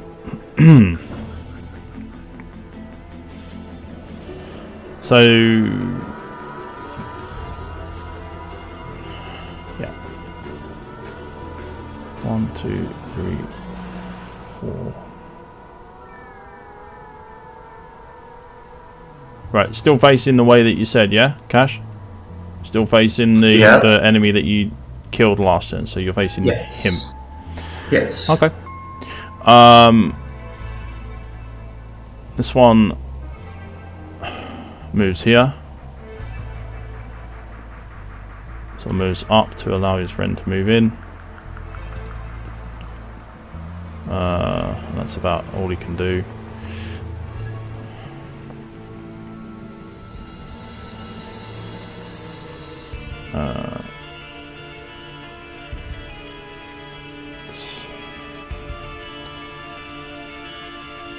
Oh, can't get where the rock is. 1,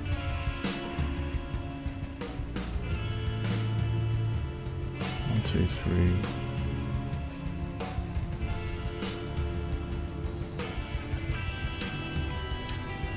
No, it's gonna say there. Okay, so you're facing that way, so it's going to be 1, 2, 3.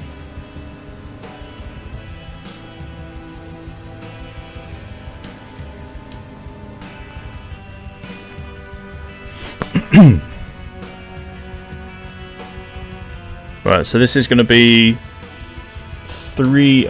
I'll tell you what, I'll do the normal one first. Normal one first, because that doesn't get any advantage. That's easy. So that's 4. So he's going to miss as he swings, as he's got your attention. The other 3 are going to be gaining. Really quick, did I have a turn? Not yet. Okay. Not yet. You are after these guys now. Wait, why did they roll initiative, go before me? We skipped my turn and then went straight to Ira.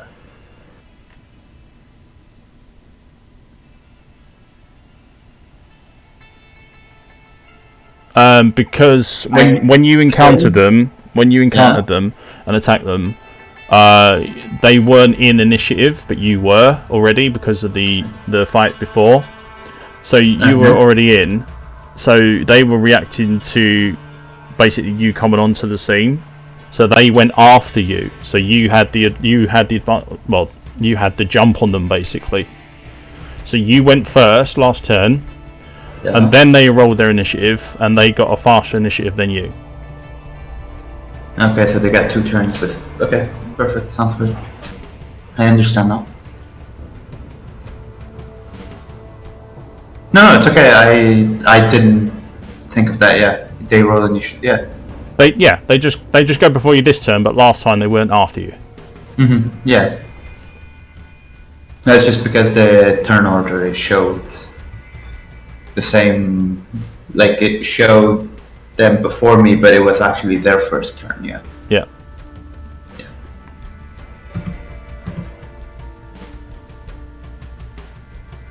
Right. So it's going to be 3 with advantage plus 4. Nothing.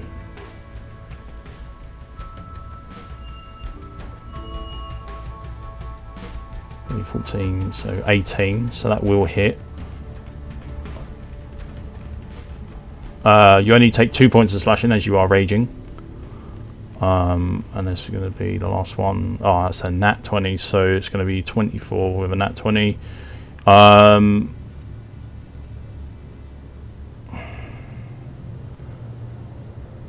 that'll be... You've got 16, 18. Yeah, that's fine. So the actual roll will be 24. So that'll beat your AC by quite a bit. So we'll add an extra 2 on top of this. Just an extra 2, not for both. So that'll be 9 points of slashing damage and then half it.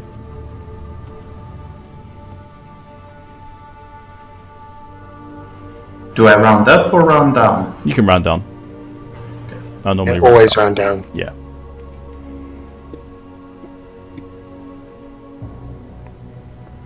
I round up for healing and round down for damage. Yeah. Alright. So that's going to be that group. Then you've got the one that ran away. He only gets... you focus on him, so advantage. 1, 2, 3. So yeah, he gets to strike with the same amount. So this will be a +4. Oop.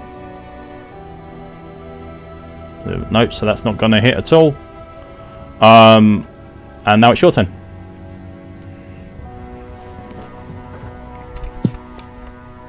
Yeah, I will do another reckless attack against that guy.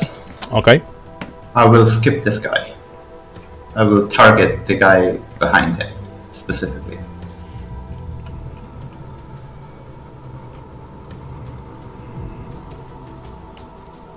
Oh, until I see your next turn.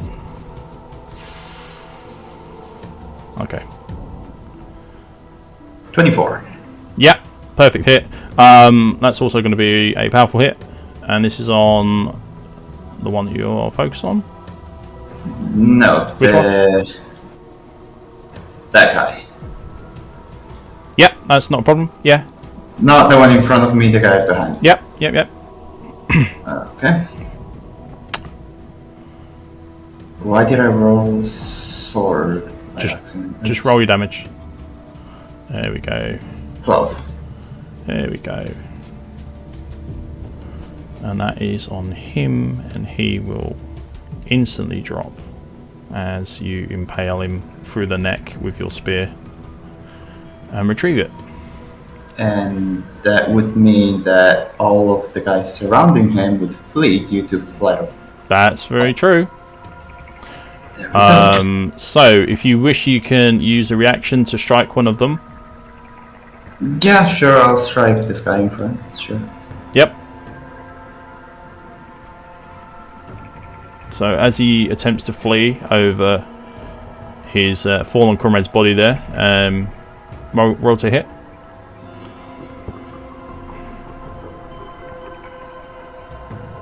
Actually, you already rolled. I can take that 21.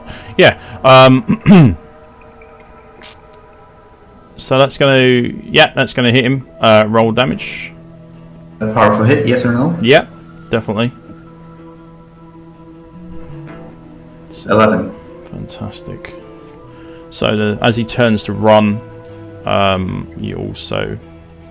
So the others are already under the effect of fear. 5, 10, 15, 20. 1, 2, 3, 4, 5. 2, 3, 4, 5. No, not that one. Not that one. That one.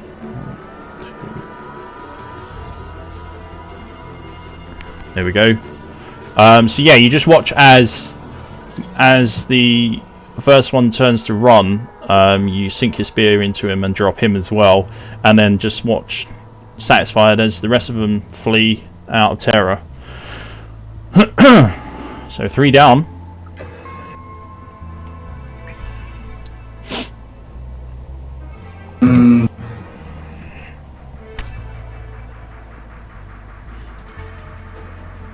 And Who was there? 5. 8 okay.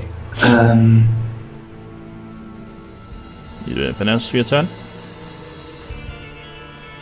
It's a bonus action to drop to change weapon set, but it's not a bonus action if I just drop my spear, right? Yeah, if you drop But it, I need to do a dexterity saving throw. then you need dexterity save. Yeah, Sounds good.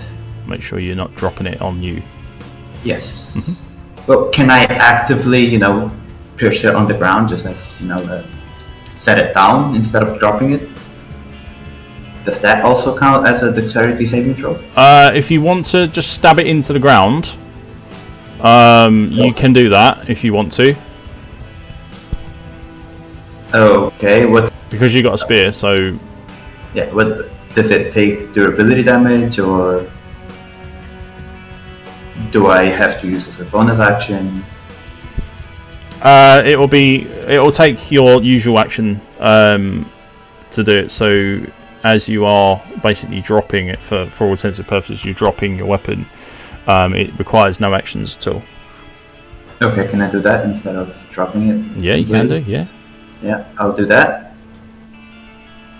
And then I'll use bash on this guy. Okay. That's my bonus action, so that's where is it?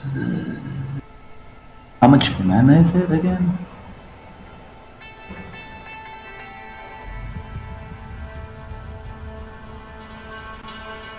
Two mana points. Perfect. He needs a strength saving throw, or else he will be flanked 10 feet away. Great stuff. And does rage stack with bash? Yes, it does. So any extra damage you would normally do, you do it with your bash as well. Who's this on? This guy. In which case, then, as you bash him, he just dies. Oh well, perfect. 3 kills in 1 turn. Yeah, there's I'll take literally it. not enough of him left to survive a massive mighty blow like that. So, yeah. I wanted to ping pong them forward towards my friends, but I guess they just die, and it's much better. Yeah, you just mop it I up. look stronger on their eyes. They should fear me. Yeah, absolutely. Is it the end of your turn or what? Yeah, I cannot disengage because they would trigger attacks of opportunity, so I'll just stay there. Okay.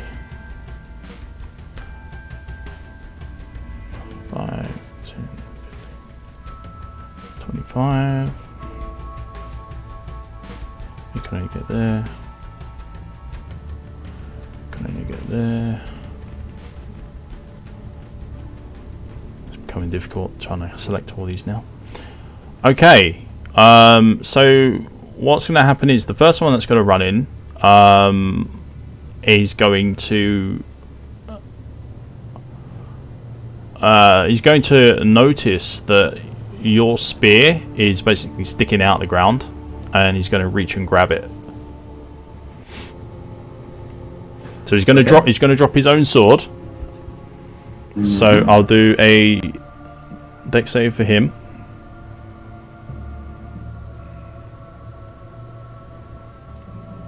3. He's going to take damage. So he's going to take 1 point. So it's as if you're attacking yourself, basically, if you mess up the save. So he fails and basically drops the sword, and it slices down his leg as he drops it. But he grabs hold of the spear and yanks it out of the ground. Holding it above his head, he attempts to attack you with it. So I'm going to roll this. Wouldn't the weapon be a lot bigger than him? Oh yeah, he has to use it for like two-handed, same as. So he's dropped his sword and shield already. Okay. He does manage to grab it, but he's not used to attacking with such big weapons, and as such he's messed up his attack, and yeah, so he's just holding it in front of you now very menacingly, but he's just not very good with it. He can't reach, this one can't reach, so that's going to be the end of those guys. Ira.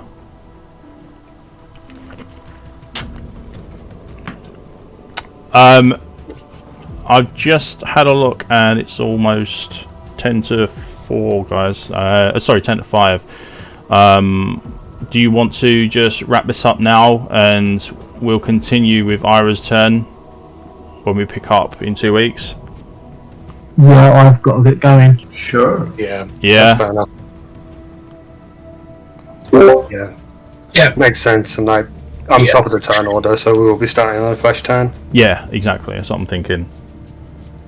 Sounds good.